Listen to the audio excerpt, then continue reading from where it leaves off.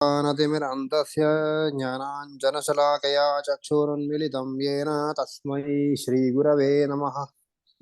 श्रीचैतन्यमनोभीष्टं स्थापितं येन भूतले स्वयं रूपा कदा मह्यं ददाति स्वपदान्तिकं। वन्देऽहं श्रीगुरो श्रीयुतपदकमलं श्रीगुरोन् वैष्णवांश्च श्रीरूपं साग्रजातं सहगणरघुनाथान्वितं तं सजीवम् साद्वैतं सावधूतं परिजनसहितं कृष्णचैतन्यदेवं श्रीराधा कृष्णपादान् सहगणललिता श्रीविशाखान्वितांश्च। हे कृष्ण करुणा सिन्धो दीनबन्धो जगत्पते गोपेश गोपिका कान्त राधा कान्त नमोऽस्तुते। तप्तकाञ्चन गौराङ्गी राधे वृन्दावनेश्वरी वृषभानुसुते देवी प्रणमामि हरिप्रिये। वाञ्छाकल्पतरुभ्यश्च कृपा सिन्धुभ्य एव च पतितानां पावनेभ्यो वैष्णवेभ्यो नमो नमः। नमो विष्णुपादाय कृष्णप्रेष्ठाय भूतले श्रीमते भक्तिवेदान्तस्वामिन्निधि नामिने नमस्ते सरस्वते देवे गौरवाणी प्रचारिणे निर्विशेषशून्यवादी पाश्चात्यादेशधारिणे। जय श्री कृष्ण चैतन्य प्रभु नित्यानंद श्री अद्वैत गदाधर शिवासादि गौरभक्तवृंद। हरे कृष्णा कृष्ण कृष्ण हरे हरे हरे राम राम राम हरे हरे।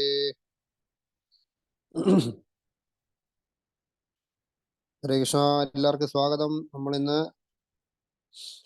ദിവ്യദേശ യാത്രയിലെ 5 ദിവ്യദേശം കവർ ചെയ്യാനാണ് ഞാൻ ഉദ്ദേശിക്കുന്നത്. പിന്നെ ഭഗവാന്റെ പ്ലാൻ എന്താ നോക്കാം.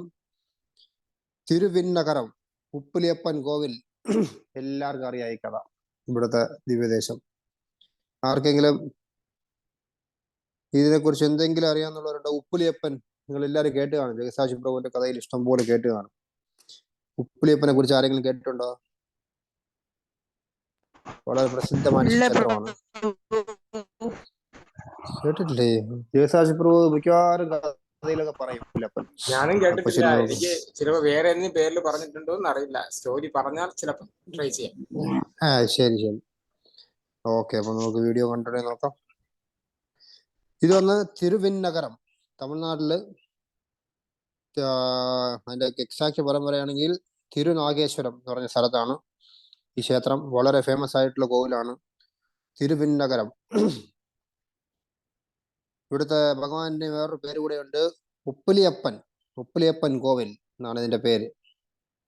എങ്ങനെ ഉപ്പിലിയപ്പൻ എന്ന് പേര് വന്നു എന്ന് ചോദിച്ചു കഴിഞ്ഞാൽ അതിന്റെ യഥാർത്ഥ അർത്ഥം എന്ന് വെച്ച് കഴിഞ്ഞാൽ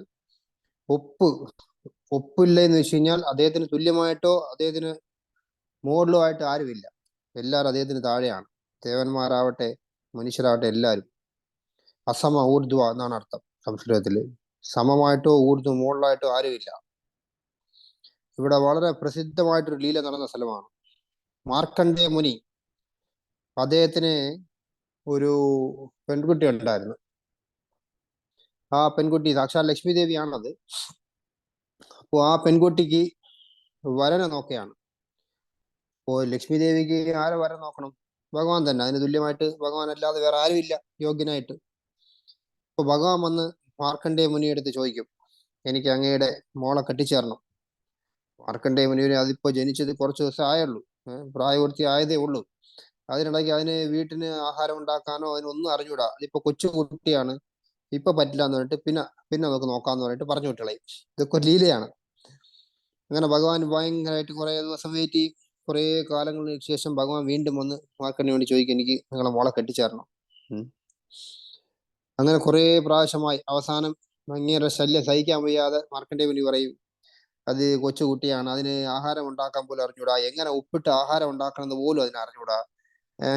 അപ്പൊ ഭഗവാൻ അത് കുഴപ്പമില്ല, ഉപ്പില്ലാതെ ആഹാരം തന്നോളൂ, ഞാൻ കഴിച്ചോളാം, നീ ഇപ്പൊ മോളെ കിട്ടിയാൽ മതി, എനിക്ക് ഉപ്പ് വേണമെന്നേ ഇല്ല ആഹാരത്തില്. അങ്ങനെ മാർക്കണ്ഡേയ മുനി വളരെ ഹാപ്പി ആയിട്ട് ശരി എന്ന് പറഞ്ഞ് കെട്ടിച്ചു കൊടുക്കും. അന്ന് തൊട്ട് ഇവിടുത്തെ ഭഗവാന് നൈവേദ്യത്തിൽ ഉപ്പിടില്ല. ഇങ്ങനെ ലക്ഷ്മി ദേവിയെ കല്യാണം കഴിക്കും. അങ്ങനെ ഭഗവാന്റെ പേരൊന്ന് ഉപ്പില്ലയപ്പൻ, അതായത് ഉപ്പില്ലാതെ ആഹാരം കഴിക്കും. ഇവിടെ രാവിലെ ദോശയുണ്ട്, പിന്നെ ഇതൊക്കെ ഉച്ചയ്ക്ക് ആഹാരം കൊടുക്കും ഭഗവാന് നൈവേദ്യമായിട്ട്. ഒന്നിലും ഉപ്പിടില്ല, കറിയിലോ ഇതിലോ ഒന്നും ഉപ്പില്ല. പക്ഷെ അത് ഭയങ്കര ടേസ്റ്റ് ആണ്. നമുക്ക് അറിയേയില്ല, ഉപ്പില്ല എന്നുള്ള കാര്യം നമുക്ക് അറിയേയില്ല. ഭയങ്കര ടേസ്റ്റ് ആയിരിക്കും ഇവിടുത്തെ പ്രസാദം. വളരെ ഫേമസ് ആയിട്ടുള്ള ക്ഷേത്രമാണിത്. ഒരു ഭഗവാൻ ഒരു ഭക്തയ്ക്ക് വേണ്ടി, അത് ലക്ഷ്മി ദേവിന്ന് പിന്നെ അറിയുള്ളൂ, ആദ്യം ഒരു കുട്ടിയെന്നേ പറയുള്ളൂ. ആ ഭക്തയ്ക്ക് വേണ്ടി ഭഗവാൻ ആഹാരത്തിൽ ഉപ്പ് പോലും ഇല്ലാതെ കഴിക്കുകയാണ്. വിണ്ണകരം എന്നാണ് പേര്. ആകാശക്ഷേത്രം മീൻസ് അതായത് വൈകുണ്ഠം, സാക്ഷാത് വൈകുണ്ഠമാണിത്. സംസ്കൃതത്തിൽ പറയുകയാണെങ്കിൽ ലവണവർജിത സ്വാമി. ലവണം എന്ന് വെച്ച് കഴിഞ്ഞാൽ ഉപ്പ്, ഉപ്പ് വർജിച്ച ഭഗവാൻ. ഇതൊക്കെ നോക്ക് ഭഗവാൻ എന്തൊക്കെ ചെയ്യുന്നു ഭക്തർക്ക് വേണ്ടി. ഇവിടുത്തെ പ്രത്യേകത എന്ന് വെച്ച് കഴിഞ്ഞാൽ ശ്രവണ മാസം ഇവിടെ ദീപം കത്തിക്കും. ഫുൾ ക്ഷേത്രവും നമ്മൾ വിളക്ക് കത്തിക്കില്ലേ പത്മനാഭസ്വാമി ക്ഷേത്രത്തിൽ, അതേപോലെ ഇവിടെ ഫുൾ ക്ഷേത്രത്തിലും വിളക്ക് കത്തിച്ച് അലങ്കരിക്കും. അത് കാണാനായിട്ട് ലക്ഷക്കണക്കിന് ആൾക്കാർ ഇവിടെ വരും. അകത്ത് പോയി കഴിഞ്ഞാൽ ഭൂമി ദേവിക്ക് തന്നെ ഒരു പ്രത്യേകം സന്നിധിയുണ്ട്. അത് മാത്രമല്ല വേറൊരു കഥ കൂടെ ഉണ്ട്. ആർക്കും കേൾക്കണോ അതോ അടുത്ത ക്ഷേത്രത്തിലോട്ട് വീഡിയോ കൊണ്ട് പോവാന്നോ? കഥ മതി പ്രഭു. അത് കേട്ട് പോവല്ലേ. ആക്ച്വലി ഭഗവാൻ ഡയറക്റ്റ് വരുന്നതല്ല. ഈ കുട്ടിയെ കല്യാണം കഴിക്കാനായിട്ട് ഭഗവാൻ ആദ്യം ഒരു വയസ്സായ ഒരാളുടെ വേഷത്തിൽ വരും. അതുകൊണ്ടാണ് മാർക്കണ്ഡേയ മുനി പറഞ്ഞയക്കുന്നത്. പിന്നെ ഓരോ പ്രാവശ്യം വന്നുകൊണ്ടേ ഇരുന്നിരുന്ന് ലാസ്റ്റ് ആണ് മാർക്കണ്ഡേയ മുനി ഇങ്ങനെ ശല്യം സഹിക്കാൻ വയ്യ എന്ന് പറഞ്ഞ് കെട്ടിച്ചു കൊടുക്കും. പിന്നെയാണ് അത് അറിയുന്നത് ഭഗവാനാണെന്ന് സാക്ഷാത്. ഇവിടുത്തെ ക്ഷേത്രത്തിൽ ഒരു തീർത്ഥമുണ്ട്, അഹോരാത്ര പുഷ്കരണി എന്നാണ്. അവിടെ എപ്പോ പോയി ദർശനം ചെയ്താലും നമ്മുടെ എല്ലാ പാവവും തീരും. അഹോരാത്രം അവിടെ വന്നു കഴിഞ്ഞാൽ രാത്രിയായാലും ശരി പകലായാലും ശരി അവിടെ വന്ന് ദർശനം ചെയ്താൽ മതി. ഭഗവാൻ നമ്മുടെ എല്ലാ കഷ്ടങ്ങളും മാറ്റും. ആൾവാർമാരെല്ലാരും ഇതാണ് തീർത്ഥം. ഹരേ കൃഷ്ണ ആൾവാരൊക്കെ പ്രഭു. അതിന്റെ പേരെന്തോ പ്രഭു? അഹോരാത്ര പുഷ്കരണി, അഹോരാത്രം. ആൾവാരൊക്കെ ഇതിനെ കുറിച്ച് ഇഷ്ടംപോലെ ആൾവാർ, തിരുമങ്കി ആൾവാർ എല്ലാവരും പാടിയിട്ടുണ്ട് ക്ഷേത്രത്തിനെ കുറിച്ച്. അതെ, ഒരു ഇതിന്റെ അർത്ഥം മാത്രം പറയാം. ആരാണോ ഇവിടെ വന്ന് ഭഗവാനെ ദർശനം ചെയ്യുന്നത് പിന്നെ അവൻ ഒരിക്കലും ഈ ഭൂമിയിൽ നിൽക്കാനായിട്ട് ആഗ്രഹിക്കുകയില്ല. കാരണം ഭഗവാന്റെ ആ സൗന്ദര്യം അത് കണ്ടു കഴിഞ്ഞാൽ അവന്റെ ഹൃദയം തൃപ്തനായി. ഈ കാണുന്ന വിമാനം, ഗോപുരം, വലിയൊരു ഗോപുരമാണ് ഇവിടെ. ശുദ്ധ ആനന്ദ വിമാനം എന്നാണ് വിമാനത്തിന്റെ പേര്. മുകളില് കാണാൻ നമുക്ക് പറ്റും, കുംഭമൊക്കെ വെച്ചിട്ടുണ്ട്. ഇതൊക്കെ 108 ദിവ്യദേശത്തിൽപ്പെടുന്ന ക്ഷേത്രമാണ്. ഈ വിഗ്രഹം ഒന്നും ആരും ഉണ്ടാക്കിയതല്ല. കാലാകാലങ്ങളായിട്ട് ഭഗവാൻ അങ്ങനെ നിന്ന് ദർശനം കൊടുക്കുകയാണ് ഭക്തർക്ക് വേണ്ടി.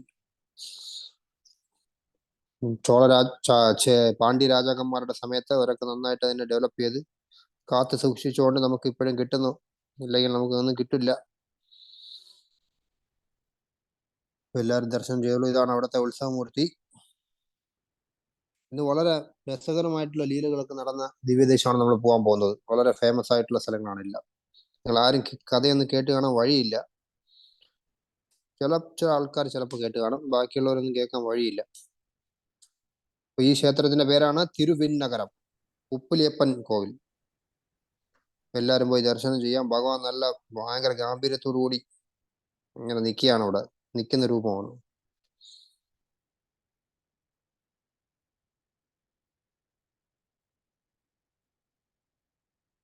അത് മാത്രമല്ല വേറൊരു പ്രത്യേകത വെച്ച് കഴിഞ്ഞാൽ ആർക്കെങ്കിലും തിരുപ്പതി പോകാൻ പറ്റിയില്ലെങ്കിൽ, പണ്ട് കാലത്തൊന്നും തിരുപ്പതി പോകണമെങ്കിൽ ഇപ്പോഴത്തെ പോലെ കാറും ബസ്സൊന്നും ഇല്ല, നടന്നു തന്നെ പോകണം, മല കയറി പോകണം. 7 മലയാണ്, 7 മല താണ്ടി വേണം തിരുപ്പതിയിലോട്ട് പോകാൻ.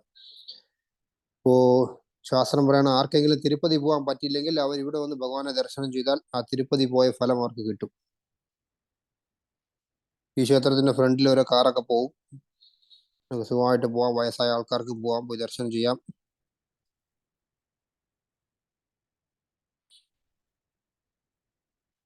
അപ്പൊ ഏതാണ് ഈ ക്ഷേത്രത്തിന്റെ പേര്?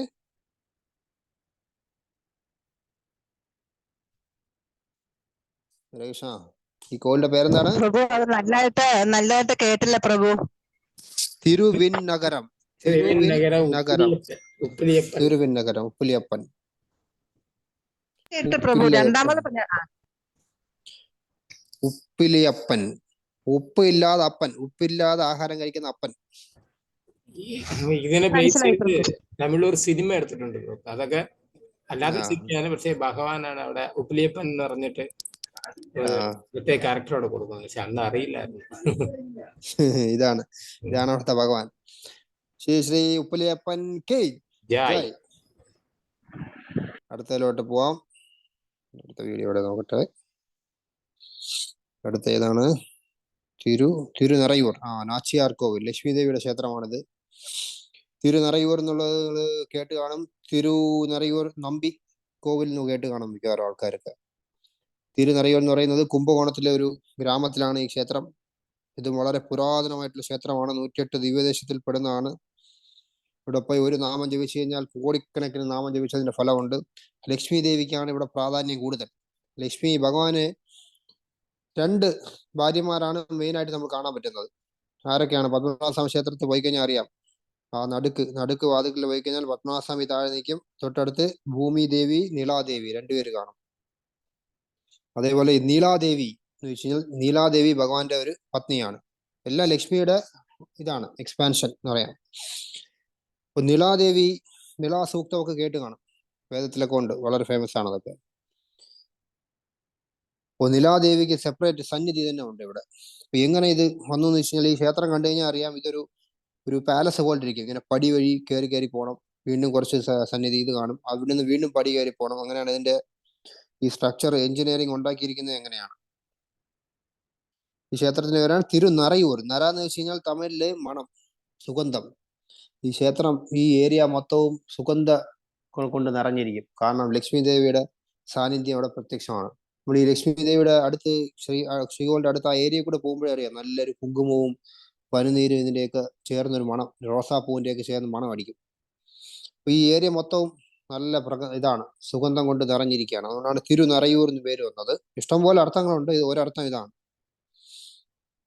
മേധാവി മുനി എന്ന് പറഞ്ഞൊരു മുനി ഉണ്ടായിരുന്നു. കാരണം അവിടുത്തെ ലീല കഥ ഇതാണ്. ഇവിടെ ലക്ഷ്മി ദേവി കണ്ടു കഴിഞ്ഞാൽ അറിയാം. നോക്കൂ ഈ ഫോട്ടോയില് ലക്ഷ്മി ദേവി ഭഗവാന്റെ അതേ ഹൈറ്റിൽ ലക്ഷ്മി ദേവിയാണ്. ഭയങ്കര കൂറ്റൻ ലക്ഷ്മി ദേവി. ലക്ഷ്മിക്കാണ് പ്രാധാന്യം കൂടുതൽ. നാച്ചിയാർ കോവിലാണ്. ഈ നിലാദേവി ആരുടെ പുത്രിയാണ്? മേധാവി മുനി എന്ന് പറഞ്ഞ മുനിയുടെ പുത്രിയായിട്ട് നിലാദേവി ഭൂമിയിൽ ഒരു വെള്ളിയാഴ്ച ദിവസം, മാസം ഏത് മാസം വിട്ടുപോയി, ആ മാസത്തിൽ അവതരിക്കും.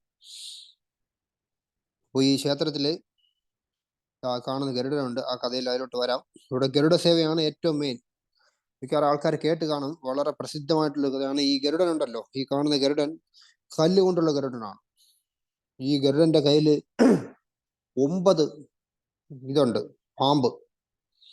ഈ സ്ഥപതി, ഈ ഗരുഡന് ഭഗവാൻ, ഗരുഡ സേവ എന്തിനാണ്? ഭഗവാൻ ഗരുഡന്റെ മുകളിൽ കയറിയാണ് വാഹനത്തിൽ പോകുന്നത്. ഗരുഡ വാഹനം എന്ന് കേട്ടിട്ടില്ലേ? പത്മനാഭസ്വാമി ക്ഷേത്രത്തായാലും ശരി, ആറാട്ടിന് ഭഗവാൻ പോകുന്നത് ഗരുഡന്റെ മുകളിൽ ഇരുന്നാണ് പോകുന്നത്. ഇവിടുത്തെ ഗരുഡൻ ഒരു പ്രത്യേകതയുണ്ട്.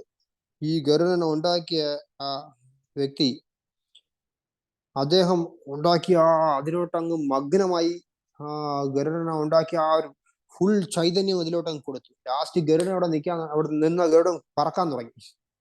ലാസ്റ്റ് ഈ സ്ഥപതി, ഇയാള് കയ്യിലുള്ള ചുറ്റുകൾ കൊണ്ട് ഒരു തട്ട് കൊടുത്ത് ഭൂമിയിലോട്ട് അടി കൊടുത്ത് ഗരുഡനെ പിടിച്ച് അവിടെ ഇരുത്തി.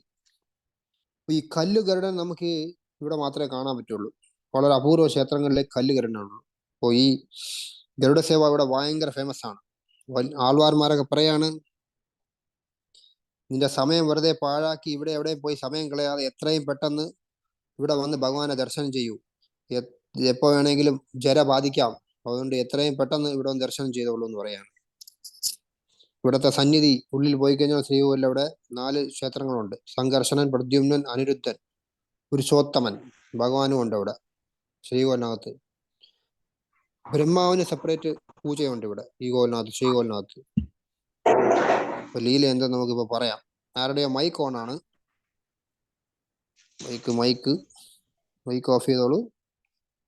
ഇവിടുത്തെ വിമാനം ഹേമവിമാനം, ഗോപുരം ഹേമവിമാനമാണ് ഇവിടുത്തെ ഗോപുരം. ഭഗവാന്റെ കയ്യിൽ വളരെ മനോഹരമായിട്ട് ശംഖ് ചക്രമൊക്കെ ആയിട്ട് കയ്യിൽ വെച്ചുകൊണ്ട് ഭഗവാൻ ഇങ്ങനെ നിൽക്കുകയാണ്. ശംഖ് ചക്രം ഭഗവാന്റെ കയ്യിൽ സാധാരണ എവിടെ ഇരിക്കും? ഇപ്പൊ കാണിച്ചു തരാം. ഇവിടെ ഫോട്ടോ വരും, ഓട്ടിച്ചുവിടാം. കണ്ട, ഭഗവാന്റെ സാധാരണ രീതിയിൽ നോക്കിക്കഴിഞ്ഞാൽ ഭഗവാന്റെ ഇടത് സൈഡിൽ ചക്രവും വലത് സൈഡിൽ ശംഖുമായിരിക്കും. പക്ഷെ ഇവിടെ നേരെ തിരിഞ്ഞിരിക്കുകയാണ്. എന്തുകൊണ്ടെന്നറിയാമോ? മുമ്പ് മര്യാദയ്ക്ക് ഇരുന്നതാണ്, ഇപ്പൊ നേരെ തിരിഞ്ഞ് കുറെ കാലങ്ങൾക്ക് മുമ്പ് ഒരു തിരുമങ്കൈ ആൾവാറുടെ സമയത്ത് അത് ഓപ്പോസിറ്റ് ആയിപ്പോയി. എങ്ങനെയാണെന്നറിയാമോ? തിരുമങ്കി ആൾവാരെ കുറിച്ച് നമ്മൾ കേട്ടിട്ടുണ്ടല്ലോ, ഞാൻ കഴിഞ്ഞ പ്രാവശ്യം പറഞ്ഞിട്ടുണ്ട്. ഇദ്ദേഹം ഒരു രാജാവായിരുന്നു, ഉള്ള സാധനം ഇതൊക്കെ കൊടുത്ത് ഭക്തന്മാർക്ക് ദാനം ചെയ്ത് ഇദ്ദേഹം കംപ്ലീറ്റ് ഇതെല്ലാം നഷ്ടപ്പെട്ട് ലാസ്റ്റ് ഇദ്ദേഹം ഒരു കൊള്ളക്കാരനായി, പിന്നെ കൊള്ളയടിച്ച് ഭക്തന്മാരെ സേവിക്കാൻ തുടങ്ങി. ഈ കഥ ഞാൻ പറഞ്ഞിട്ടുണ്ട് ഇവിടെ, അല്ലേ ബ്രോ? തിരുമങ്കി ആൾവാർ, അദ്ദേഹത്തിന്റെ പൂർവ്വ പേരാണ് നീലി. ഓർക്കുന്നില്ല ബ്രോ. ഓർക്കുന്നില്ലേ? എല്ലാ ആഴ്ചയും ഞാൻ പറയുന്നതാണ് ഈ കഥ. ഇദ്ദേഹം വന്ന് വലിയ ഭക്തനാണ്. ഇദ്ദേഹത്തിന്റെ കയ്യിലുള്ള കംപ്ലീറ്റ് പൈസയും, കമാൻഡർ ആയിരുന്നു. കമാൻഡർ എന്ന് വെച്ച് കഴിഞ്ഞാൽ ഈ യുദ്ധത്തില് രാജാവിന്റെ സേനാധിപതി. ഇദ്ദേഹം കംപ്ലീറ്റ് രാജാവിന്റെ പൈസ എല്ലാം കൂടെ എടുത്ത് ഭക്തർക്കെല്ലാം ദാനം ചെയ്ത് ഇതായി കംപ്ലീറ്റ് പോയി. രാജാവ് ഇദ്ദേഹത്തിനെ പറഞ്ഞു വിട്ട് ഇദ്ദേഹം അവസാനം കൊള്ളയടിച്ചു തുടങ്ങി. കൊള്ളയടിച്ച് ഭക്തന്മാരെ സേവിക്കും. ആ കാട്ടിൽ പോയി കൊള്ളയടിച്ചിട്ട് പൈസയൊക്കെ കൊണ്ട്, ആൾക്കാരുടെ നിന്ന് പൈസയൊക്കെ പിടിച്ച് വാങ്ങിച്ചിട്ട് ആ പൈസ കൊണ്ട് ഓരോ നല്ല കാര്യങ്ങളൊക്കെ ചെയ്യും. അപ്പൊ ഇദ്ദേഹത്തിന് കുമുദവല്ലി എന്ന് പറഞ്ഞ ഒരു പെൺകുട്ടിയെ കല്യാണം കഴിക്കണം. അപ്പൊ കുമുദവല്ലി വലിയ ഭക്തയാണ്. കുമുദവല്ലി പറയും, കല്യാണം കഴിക്കുന്നതിന് കുഴപ്പമില്ല, പക്ഷെ ഒരു കണ്ടീഷൻ, 1000 പേർക്ക് ഒരു വർഷം ഡെയിലി നീ അന്നദാനം ചെയ്യണം, 1000 വൈഷ്ണവർക്ക്, എന്നാ നമുക്ക് കല്യാണം കഴിക്കാന്ന് പറയും. അപ്പോ ഇദ്ദേഹം പറയും അതിനെന്താ, ധാരാളമായിട്ട് ചെയ്യാമല്ലോ, നോ പ്രോബ്ലം എന്ന് പറഞ്ഞിട്ട് ഇദ്ദേഹത്തിന്റെ കയ്യിൽ 5 പൈസ ഇല്ല. ഇദ്ദേഹം എന്ത് ചെയ്യും, ഓരോ സ്ഥലത്ത് പോയി കൊള്ളയൊക്കെ അടിച്ച് ആ പൈസ കൊണ്ടുവന്നിട്ട് അന്നദാനം ചെയ്യും. പക്ഷെ അതിനു മുമ്പ് ഇവള് വേറൊരു കണ്ടീഷൻ കൂടെ വെക്കും. അതിനു മുമ്പായിട്ട് നീ പോയി ആദ്യം ഒരു ഗുരുവിനെ കണ്ടിട്ട് ദീക്ഷ വാങ്ങിക്കണം. ഈ ശ്രീ വൈഷ്ണവ സമ്പ്രദായത്തിലെ ദീക്ഷ എന്ന് വെച്ച് കഴിഞ്ഞാൽ ശംഖുചക്രം, 2 കയ്യിലും ശംഖുചക്രം ഇങ്ങനെ അച്ചെടുത്ത് ഇങ്ങനെ തീയിൽ ചൂടാക്കിയിട്ട് റൈറ്റിൽ ലെഫ്റ്റിൽ വെക്കും. അത് വെച്ച് കഴിഞ്ഞാൽ എന്നിട്ട് അഷ്ടാക്ഷരി മന്ത്രം തരും, ഉപദേശം, ഓം നമോ നാരായണായ. ഇത് ഗുരു തരും. ഇതാണ് അവരുടെ ദീക്ഷാ സമ്പ്രദായം. അപ്പൊ അത് ചെയ്യണമെന്ന് പറയും. ഇദ്ദേഹത്തിന്റെ സ്വഭാവം അനുസരിച്ച് ഈ കൊള്ളക്കാരന് ആര് ദീക്ഷ കൊടുക്കാനായിട്ട്? ഒരു ഗുരുക്കന്മാരും കൊടുക്കില്ല. പക്ഷെ ഇദ്ദേഹം പരമഭക്തനായതുകൊണ്ട് ഈ 1000 ഭക്തന്മാർക്ക് ഡെയിലി അന്നദാനമൊക്കെ ചെയ്യുന്നതുകൊണ്ട് ഇദ്ദേഹം നേരെ ഈ സ്ഥലത്ത് വരും. ഇവിടെ വന്ന് ഭഗവാന്റെ അടുത്ത് പറയും, ഭഗവാനെ എനിക്ക് ആര് ദർശനം തരാം, എനിക്ക് ആര് ദീക്ഷ തരാനായിട്ട്? ആരും തരൂല, അങ്ങ് തന്നെ എനിക്ക് ദീക്ഷ തരാൻ പറയും. അങ്ങനെ ഭഗവാൻ അദ്ദേഹത്തിന്റെ 2 കൈ ഇങ്ങനെ മുമ്പോട്ട് വെക്കും. എന്നിട്ട് വെച്ച് ആ ശംഖ് ചക്രം ഓപ്പോസിറ്റ് വെച്ചിട്ട്, ഇതാണ് തിരുമങ്കൈ ആൾവാർ, കയ്യിൽ വേല് വെച്ചുകൊണ്ടിരിക്കുന്ന കണ്ട, അദ്ദേഹം സേനാധിപതിയാണ്. അങ്ങനെ ഭഗവാൻ ഇദ്ദേഹത്തിന് ഡയറക്റ്റ് ദീക്ഷ കൊടുക്കും, കയ്യിൽ ശംഖ് ചക്രം മുദ്ര വെച്ച് കൊടുക്കും. അപ്പൊ ഇവിടെ കണ്ടു കഴിഞ്ഞാൽ കണ്ട, ഇദ്ദേഹം കാണിക്കുന്ന കണ്ട, ഭഗവാൻ എങ്ങനെ കൈ വെക്കും, ഇങ്ങനെ ഫ്രണ്ടില് 2 കൈ ഇങ്ങനെ മുമ്പോട്ട് നീക്കി വെച്ചിട്ടാണ് ഇദ്ദേഹം ഭഗവാൻ ഇത് ചെയ്യുന്നത്, ഇദ്ദേഹത്തിന് ദീക്ഷ കൊടുക്കുന്നത്. കൊടുത്തതിന് ശേഷം ഭഗവാൻ അങ്ങനെ കൈ വയ്ക്കും, പിന്നെ തിരിച്ച് പഴയ പോലെ കൊണ്ടുവരില്ല. അപ്പൊ ഇവിടെ മാത്രമേ നമുക്ക് വ്യത്യസ്തമായിട്ട് ഓപ്പോസിറ്റ് സൈഡിൽ ശംഖുചക്രം കാണാൻ പറ്റുള്ളൂ ഭഗവാന്റെ കയ്യിൽ. അതിലിപ്പോ ഫോട്ടോയിൽ വരും, നോക്കിക്കോളൂ. അങ്ങനെ വളരെ പ്രധാനപ്പെട്ട ഒരു ക്ഷേത്രമാണ്. ഭക്തന് വേണ്ടി ഭഗവാൻ വിഗ്രഹത്തിൽ നിന്ന് ഇറങ്ങി വന്ന് ഭക്തന് ദീക്ഷ കൊടുത്ത സ്ഥലമാണ്. അങ്ങനെ അപൂർവം ചില ആൾക്കാർക്ക് ഭഗവാന്റെ നിന്ന് ഡയറക്റ്റ് ദീക്ഷയെ കിട്ടുള്ളൂ. അർജുനന് അത് കിട്ടി. അതേപോലെ പൂന്താനത്തിന് ഡയറക്റ്റ് ദീക്ഷയാണ്. പൂന്താനത്തിന് ഗുരുവായിട്ട് കേൾക്കുന്നില്ല, അദ്ദേഹത്തിന് ഭഗവാൻ ഡയറക്റ്റ് ദീക്ഷ കൊടുക്കുകയാണ്. അങ്ങനെ അപൂർവം ആൾക്കാർക്ക് കിട്ടുള്ളൂ. അത് മാത്രമല്ല, ആർക്കെങ്കിലും സർപ്പദോഷമോ പ്രശ്നമോ എന്തെങ്കിലും ഉണ്ടെങ്കിൽ നേരെ ഇവിടെ വന്നാൽ മതി. ഇവിടെ വന്ന് ഗരുഡനെ ദർശനം ചെയ്യുക, അതോടുകൂടി നിങ്ങളെ എല്ലാ സർപ്പദോഷങ്ങളും മാറിക്കിട്ടും. ഗരുഡന് സെപ്പറേറ്റ് സന്നിധിയാണ് ഇവിടെ. ഈ ഗരുഡന് വേറൊരു പ്രത്യേകതയുണ്ട്, കേൾക്കണോ ആർക്കെങ്കിലും?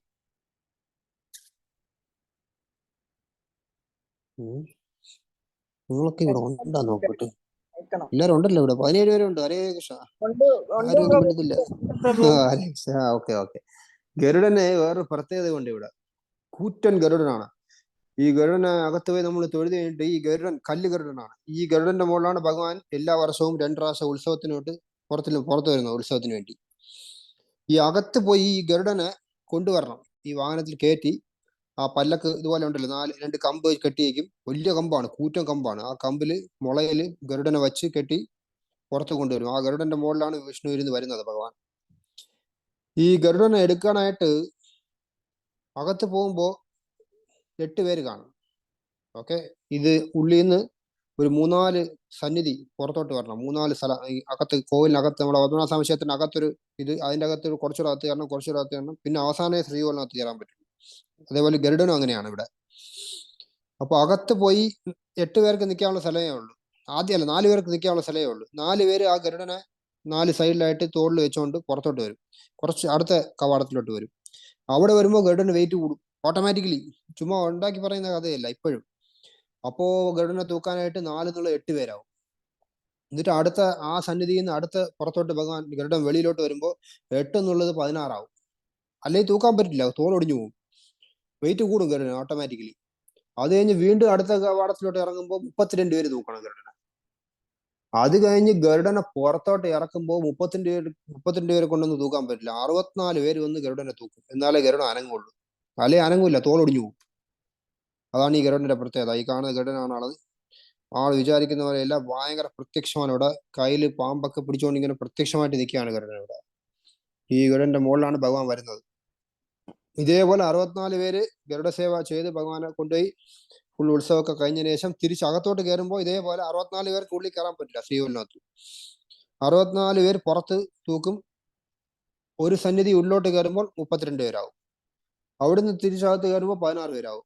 വീണ്ടും അകത്ത് കയറി കുറച്ച് അടുത്ത സന്നിധി പോകുമ്പോൾ 8 പേരാവും. വീണ്ടും ഉള്ളിൽ ശ്രീകോലിനകത്ത് പോകുമ്പോൾ 4 പേരായിട്ട് ഗരുഡൻ പതുക്കെ ഇങ്ങനെ വെയിറ്റ് കുറച്ച് കൊണ്ടുവരും. ഇപ്പോഴും ഇതൊന്നും ഉണ്ടാക്കി പറയുന്ന കഥയല്ല, ഇതൊക്കെ പ്രത്യക്ഷമായിട്ട് നടക്കുന്നതാണ്. നിങ്ങൾക്ക് വേണമെങ്കിൽ നേരെ ഇവിടെ പോയി ദർശനം ചെയ്യുക. നാച്ചിയാർ കോവിൽ, തിരുനിറയൂർ എന്നാണ് പേര്. വളരെ ഫേമസ് ആയിട്ടുള്ള ക്ഷേത്രമാണ് ഇതൊക്കെ. വഞ്ചുലവള്ളി തായാറാണ് ലക്ഷ്മി ദേവിയുടെ പേര് തമിഴില്.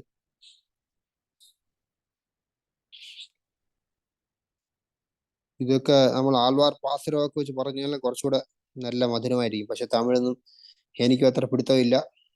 കൂടുതൽ ഈ ഗ്രൂപ്പിനകത്ത് മലയാളികളായതുകൊണ്ട് കഥ മാത്രം കേട്ടു പോവാം. ശ്രീ ശ്രീ തിരുനിറയൂർ നമ്പിക്ക് പോയാ ജയ് ജയ് ഹരേ കൃഷ്ണ. അപ്പൊ നമ്മളിപ്പോ 2 ക്ഷേത്രങ്ങൾ പോയി. എവിടെയൊക്കെ പോയി? ഉപ്പിളയപ്പൻ കോയിൽ, ആ ഉപ്പിളയപ്പൻ കോയിൽ അല്ലെങ്കിൽ തിരുവിന്നഗർ. ഓക്കെ. രണ്ടാമത് തിരുനിറയൂർ. അടുത്തത് തിരുനിറയൂർ. സൂപ്പർ. മാതാജിക്ക് ജയ്. മാതാജിയുടെ പേരെന്താണ്? വിജയകുമാരി മാതാജിയാണോ? ഹരേ കൃഷ്ണ പ്രഭു. വിജയകുമാരി മാതാജി മാത്രമേ ആൻസർ പറയുന്നുള്ളൂ. ബാക്കി എത്ര പേരുണ്ട് ഇതിനകത്ത്? ആദികർത്ത പ്രഭു ഉണ്ടല്ലോ. പ്രഭുക്ക് ജയ്. എല്ലാരും ഉണ്ട്, ആരും ഒന്നും മിണ്ടുന്നില്ല. ശരി, നമുക്ക് അടുത്തതിലോട്ട് പോവാം. ഞാൻ പറഞ്ഞു പ്രഭു, ഞാനും ആരാണത്? ഞാൻ എന്ന് പറഞ്ഞാൽ ആരാണത്? അജന്ത മാതാജി. അജന്ത മാതാജിക്ക് ജയ്. നിങ്ങൾ എല്ലാരും ഇടക്കിടക്ക് ക്വസ്റ്റ്യൻ ചോദിക്കും, എല്ലാരും ആൻസർ പറഞ്ഞോണം, എന്നാലേ നമുക്കൊരു ഉഷാറാവുള്ളൂ ഇവിടെ ക്ലാസ്. അടുത്തതായി അടുത്ത ദിവ്യദേശം പോകാൻ പോവുകയാണ്. തിരുച്ചേരൈ പഞ്ചസാര ക്ഷേത്രം. പഞ്ചസാര എന്ന് വെച്ചാൽ നമ്മളെ പഞ്ചസാരയല്ല, പഞ്ചെന്ന് വെച്ചാൽ 5 സാരം ചേർന്ന ക്ഷേത്രമാണിത്. ഈ ക്ഷേത്രം നമുക്ക് ഒന്നും കൂടെ പറ പ്രഭു. ഇതാ കാണിച്ചാൽ മാതാജി നിങ്ങൾ എഴുതി വെച്ചോളൂ ഈ സ്ഥലത്തിന്റെ പേരൊന്നുകൂടെ. തിരുച്ചേരൈ, ഇതാ എഴുതി വെച്ചോളൂ. തിരുച്ചേരൈ പഞ്ചസാര ക്ഷേത്രം. 5 സാരം ചേർന്ന ക്ഷേത്രമാണ് ഈ തിരുച്ചേരൈ. ഇത് വന്ന് കുംഭകോണം താലൂക്കിലാണ്, തഞ്ചാവൂർ ഡിസ്ട്രിക്റ്റിലെ കുംഭകോണത്തിലാണ് ഈ സ്ഥലം. ഇതും വളരെ പുരാതനമായിട്ടുള്ള ഒരു ക്ഷേത്രം കൂടിയാണ്. ഇവിടെ ഭഗവാൻ നിൽക്കുന്നത് ഒരു കൊച്ചുകുട്ടിയുടെ രൂപത്തിലാണ് ഭഗവാൻ ഇവിടെ വരുന്നത്. കഥ എന്തെന്ന് ഞാൻ പറയാം. ഇവിടെ ഭഗവാന്റെ പേര് സാരനാഥ പെരുമാൾ, ലക്ഷ്മി ദേവിയുടെ പേര് സാരനായകി തായാർ. ഇവിടുത്തെ പുഷ്കരണി പുഷ്കരണി, ഇവിടുത്തെ വിമാനം സാരവിമാനം, എല്ലാം സാരയാണ്. അതുകൊണ്ട് ഇതിന് പഞ്ചസാര ക്ഷേത്രം. കണ്ട, വലിയ വിമാനമാണ്. വിമാനം എന്ന് വെച്ച് കഴിഞ്ഞാൽ ഗോപുരം തമിഴില്. ബ്രഹ്മാവ്, ഒരു ലീല മാത്രം കേട്ടോ ചെറുതായിട്ട്, ചെറിയ കഥ. ബ്രഹ്മാവ് ഈ ഫുൾ സൃഷ്ടി തുടങ്ങുന്നതിന് മുമ്പായിട്ട് കംപ്ലീറ്റ് വേദം, പുരാണം, ഉപനിഷത്ത് ഇതെല്ലാം കൂടെ ഒരു വലിയ കുടത്തിലാക്കി വെക്കും. എന്നിട്ട് ആ കുടത്തിൽ മണ്ണ് നിറയ്ക്കാനായിട്ട് ഭഗവാന്റെ അടുത്ത് എവിടെ പോയി എടുക്കണമെന്ന് ചോദിക്കും. അപ്പൊ ഭഗവാൻ പറയും ഈ സ്ഥലത്ത് വരാൻ പറയും. അങ്ങനെ ഇവിടെ വന്നിട്ട് ബ്രഹ്മാവ് കംപ്ലീറ്റ് വേദങ്ങളുടെയും എല്ലാത്തിന്റെയും സാരം എടുക്കും. ഇതിന്റെ അർത്ഥം എന്ന് വെച്ച് കഴിഞ്ഞാൽ ഇതിന് ഗൂഢമായിട്ടുള്ള അർത്ഥങ്ങളാണ്. കംപ്ലീറ്റ് വേദം, പുരാണം, ഇതിന്റെ എല്ലാത്തിന്റെയും ഉപനിഷത്ത്, ഇതിന്റെ എല്ലാത്തിന്റെയും സാരം എന്താണ്? ഭഗവാനാണ്, ഭഗവാൻ വിഷ്ണുവാണ്. ഇവിടെ വന്ന് ഭഗവാനെ ദർശനം ചെയ്ത് കഴിഞ്ഞാൽ അവന് കംപ്ലീറ്റ് പഠിച്ചതിന്റെയും കംപ്ലീറ്റ് കാര്യങ്ങൾ ചെയ്യേണ്ടതിന്റെയും കംപ്ലീറ്റ് ഫലം അവന് കിട്ടും. ഈ കാണുന്നതാണ് സാര പുഷ്കരണി, ഈ കാണുന്ന തീർത്ഥം. അകത്ത് കാവേരി ദേവിയുണ്ട്, മാർക്കണ്ഡേയ മുനിയുണ്ട്. ഇവരൊക്കെ ശ്രീകോവിലിനകത്ത് തന്നെ ഉണ്ട്. കാവേരി ദേവിക്ക് പ്രത്യക്ഷമാണ് ഈ ക്ഷേത്രം ഭഗവാൻ. കഥ എന്താ നമുക്ക് കേൾക്കാം ആദ്യം, അത് കഴിഞ്ഞിട്ട് പോവാം, ഇത് കാണാം. അല്ലെങ്കിൽ നിങ്ങൾ വീഡിയോ കണ്ടോളൂ, ഞാൻ കഥ പറയാം.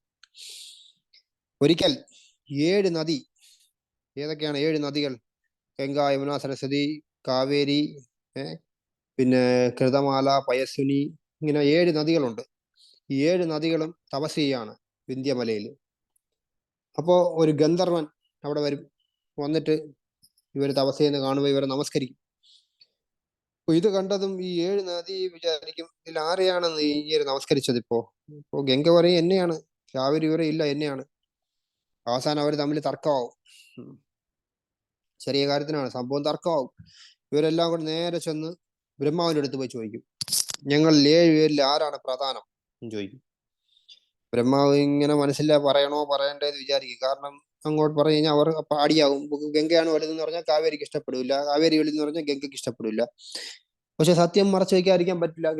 ബ്രഹ്മാവ് പറയും എല്ലാവരും മഹത്വം തന്നെയാണ്, പക്ഷെ ഗംഗയ്ക്ക് അതിൻ്റെതായ ഒരു മഹത്വം ഉണ്ട്. കാരണം വിഷ്ണു പാദം തീർത്ഥമാണത്, ഭഗവാന്റെ പാദം കഴുകിയ തീർത്ഥമാണ്. അതുകൊണ്ട് ഗംഗയ്ക്ക് ഗംഗന്റെ മഹാത്മ്യം ഉണ്ട്, അതില്ലെന്ന് പറയാൻ പറ്റില്ല എന്ന് പറയും.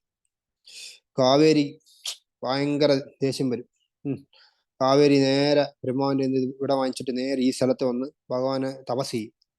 ഈ ക്ഷേത്രത്തിൽ എത്രയോ വർഷങ്ങൾ കാവേരി ദേവി തപസ് ചെയ്ത് ഭഗവാൻ ഇവിടെ പ്രത്യക്ഷപ്പെടും. എന്നിട്ട് ഭഗവാൻ ഒരു കൊച്ചുകുട്ടിയുടെ രൂപത്തിലാണ് വരുന്നത്. അപ്പോ കൊച്ചുകുട്ടിയുടെ രൂപത്തിൽ ഭഗവാൻ ദർശനം കൊടുത്തപ്പോൾ കാവേരിക്ക് തൃപ്തിയായില്ല. കാവേരി പറയും എനിക്ക് ഇത് പറ്റില്ല എന്ന് പറയും. അപ്പൊ ഭഗവാൻ ശരി, ഞാൻ നിനക്ക് എന്റെ വിശ്വരൂപം കാണിച്ചു തരാന്ന് പറഞ്ഞിട്ട് ഭഗവാൻ വിശ്വരൂപം കാണിക്കും. കാവേരി ദേവി പറയും വിശ്വരൂപം ഒന്നും എനിക്ക് വേണ്ട, അതും പറ്റില്ല എന്ന് പറയും. അതിലും തൃപ്തിയാവില്ല. അവസാനം ഭഗവാൻ എങ്ങനെയാണോ ശ്രീരംഗനാഥന്റെ ഇതില് ഭഗവാൻ ശ്രീരംഗത്തിൽ എങ്ങനെ ഇരിക്കുന്നു, ആ രൂപം കാണിച്ചു കൊടുക്കും വൈകുണ്ഠനാഥനായിട്ട്. അത് കണ്ടതും കാവേരി ദേവിക്ക് ഭയങ്കര ഹാപ്പി ആവും. എന്നിട്ട് ഭഗവാൻ പറയും, ഞാൻ ശ്രീരംഗത്തില് രാമായണമൊക്കെ കഴിഞ്ഞതിന് ശേഷം ശ്രീരംഗത്ത് ഒന്ന് ഞാൻ താമസിക്കും, എന്റെ സ്ഥലം ശ്രീരംഗം തിരഞ്ഞെടുക്കും. ആ സമയത്ത് നീ അവിടെ വരണം, അന്ന് നീ എൻ്റെ അടുത്ത് തന്നെ ഇരിക്കണം. കാവേരി ദേവി എടുത്ത് പറയും, അന്ന് നിന്റെ അടുത്ത് ആരൊക്കെ വന്ന് നിന്നെ സ്നാനം ചെയ്യുന്നു അവർക്കൊക്കെ ഗംഗയിൽ കുളിച്ച് എന്ത് ഫലമുണ്ട് ആ ഫലം നിനക്ക് കിട്ടും. നിന്നെ സ്മരിച്ചാലേ എല്ലാ പാപവും തീരുമെന്ന് പറയും. ഗംഗയിൽ പോയി ഒരു മുങ്ങണം, പക്ഷെ കാവേരിയെ ജസ്റ്റ് സ്മരിച്ചാൽ മാത്രം മതി. ഇപ്പൊ നിങ്ങൾ എല്ലാവരും മനസ്സിൽ കാവേരി ദേവിയെ സ്മരിക്കും, ആ കാവേരി നദിയെ, അപ്പൊ തന്നെ നിങ്ങൾ എല്ലാ പാപവും തീരും, ആ വരം കൊടുക്കും. അപ്പൊ അതാണ് ഇതിന്റെ പ്രത്യേകത. അങ്ങനെ കാവേരിക്ക് ഭഗവാൻ അനുഗ്രഹം ചെയ്ത സ്ഥലമാണ്. അങ്ങനെ കാവേരി ദേവിക്ക് കംപ്ലീറ്റ് ഗ്രന്ഥങ്ങളുടെയും വേദങ്ങളുടെയും എല്ലാത്തിന്റെയും സാരം ഭഗവാൻ പറഞ്ഞു കൊടുക്കും. കാവേരി ദേവി അനുഗ്രഹിക്കും. അതുകൊണ്ട് ഈ കാവേരി ദേവിയുടെ ക്ഷേത്രമാണിത്. ഇതിനകത്ത് പോയി കഴിഞ്ഞാൽ 5 ദേവിമാരുടെ സെപ്പറേറ്റ് ചെയ്തുകൊണ്ട് ക്ഷേത്രം. ഭഗവാന്റെ കൂടെ 5 പേര് നിൽക്കും. ശ്രീദേവി, ഭൂദേവി, നിലാദേവി, മഹാലക്ഷ്മി, സാരനായകി. സാധാരണ സ്ഥലത്ത് പത്മനാഭസ്വാമി ക്ഷേത്രത്തിൽ പോയാൽ 2 കാണാൻ പറ്റുള്ളൂ വിഷ്ണുവിന്റെ കൂടെ. ഇവിടെ വിഷ്ണുവിന്റെ കൂടെ 5 പേര് നിൽക്കും. അങ്ങനെ അതൊരു പ്രത്യേകതയാണ് ഇവിടെ. അത് മാത്രമല്ല, ഈ ക്ഷേത്രത്തിനകത്ത് പോയി കഴിഞ്ഞാൽ ഒരു സെപ്പറേറ്റ് സന്നിധി രാമനുണ്ട്. ഈ രാമൻ പട്ടാഭിരാമനല്ല, വനവാസരാമനാണ്. അത് നമുക്ക് പോയ ദർശനം ചെയ്യാം. വളരെ മനോഹരമായിട്ടുള്ള ഒരു ക്ഷേത്രം കൂടെയാണിത്. എല്ലാവരും വീഡിയോ കണ്ടോളൂ. ഇതാ കണ്ടു കഴിഞ്ഞാൽ അറിയാം, ഭഗവാൻ നിൽക്കുകയാണ്. തൊട്ടടുത്ത് കണ്ട എത്ര പേര് നിൽക്കുന്നു? 1 2 3 4. ഒരാളൂടെ ഉണ്ടല്ലോ, ഇവിടെ പോയി. കാവേരി ദേവിയെ താഴെ കാവേരി ദേവി നമുക്ക്.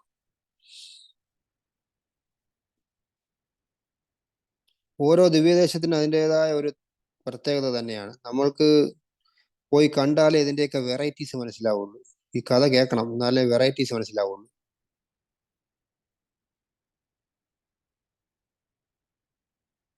ഈ ക്ഷേത്രത്തിന്റെ പേരെന്താണ്?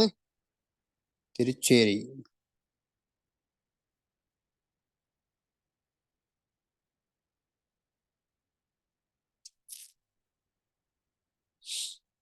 ഈ ദിവ്യദേശമൊക്കെ ആരും ഉണ്ടാക്കിയതല്ല, ഈ ഭഗവാനെയൊക്കെ. ഇതൊക്കെ ഭഗവാൻ അങ്ങനെ പ്രത്യക്ഷമായിട്ട് അവിടെ വന്ന് ദർശനം കൊടുക്കുന്നതാണ് ഓരോ ഭക്തർക്ക് വേണ്ടി. ആക്ച്വലി നമ്മളെയൊക്കെ ഉദ്ധാരണം ചെയ്യാനായിട്ട്. ഞാൻ ഇവിടെയൊക്കെ തന്നെ ഉണ്ട്, ഒന്നും പോയിട്ടില്ല. നിങ്ങൾ അറ്റ്ലീസ്റ്റ് എന്നെ വന്ന് ദർശനം ചെയ്യുക, അതില്ലേ അറ്റ്ലീസ്റ്റ് എന്നെ സ്മരിക്കുക. അതോടുകൂടി നിങ്ങളെ എല്ലാ കാര്യങ്ങളും ഞാൻ നോക്കിക്കൊള്ളാം. എന്നിട്ട് ഭഗവാൻ ഗ്യാരണ്ടി തരികയാണ്. ഇനി അടുത്ത നമ്മൾ കാണാൻ പോകുന്ന ക്ഷേത്രമൊക്കെ ഈ ഫുൾ ഭക്തവത്സലാണ് ഭഗവാൻ. ആ ഒരു കഥകളാണ്, വളരെ മനോഹരമായിട്ടുള്ള കഥകളാണ് ഇനി അടുത്ത രണ്ടെണ്ണം. ഇത് വലിയ ഗോപുരമാണ്, കണ്ടോ. ഓ, പഴയ രാജാക്കന്മാരെയൊക്കെ നമ്മൾ സമ്മതിക്കണം. അവരൊക്കെ ഇതിങ്ങനെയൊക്കെ മെയിൻറ്റെയിൻ ചെയ്തുകൊണ്ട് നമുക്ക് ഇപ്പോഴും ഇത് കാണാൻ പറ്റുന്നുണ്ട്.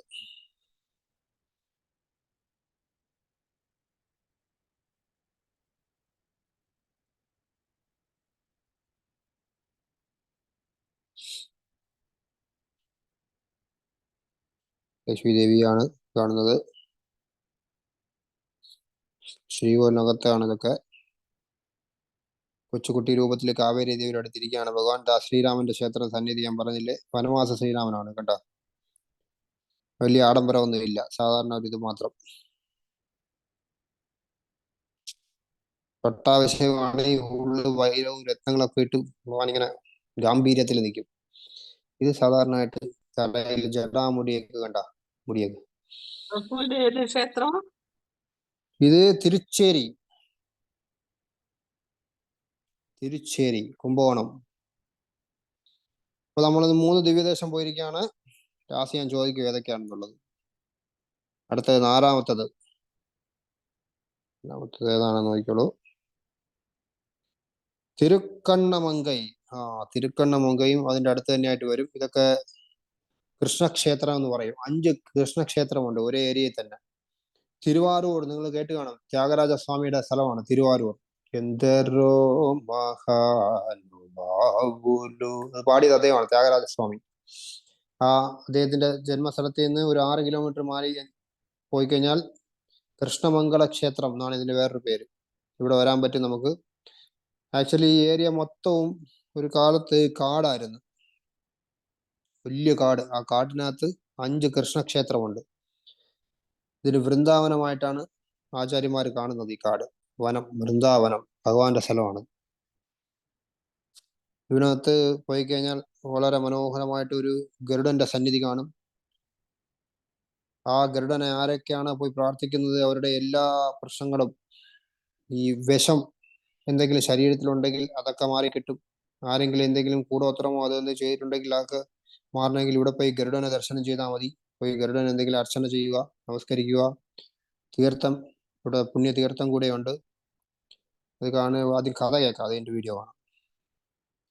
പാലാഴി മദനം നടക്കും. ആരൊക്കെയായിട്ട്? ദേവന്മാരും അസുരന്മാരുമായിട്ട്. പാലാഴി മദനം ചെയ്യുമ്പോൾ അതിൽ നിന്നാണ് ഓരോന്ന് വരുന്നത്. രത്നങ്ങളും വൈരങ്ങളും അത് ഇത് പല വില പിടിച്ചുള്ള സാധനങ്ങൾ അതൊക്കെ വരും, ഓരോന്നായിട്ട് വരും. അതിനകത്ത് എലി വരും. എലി വരുമ്പോൾ ഗണപതി പറയും ഇനി ഞാൻ കൊണ്ടുപോകുന്നത്. ഗണപതി എലിയെ കൊണ്ടുപോകും. അടുത്ത് വരുന്ന സാധനം എനിക്ക് വേണമെന്ന് പറയും. അടുത്ത് വരുന്നത് മയിലാണ്, ഇപ്പൊ മുരുകൻ മയിലും കൊണ്ടുപോകും. അങ്ങനെ ഓരോരുത്തരെ ഡിമാൻഡ് ചെയ്യും.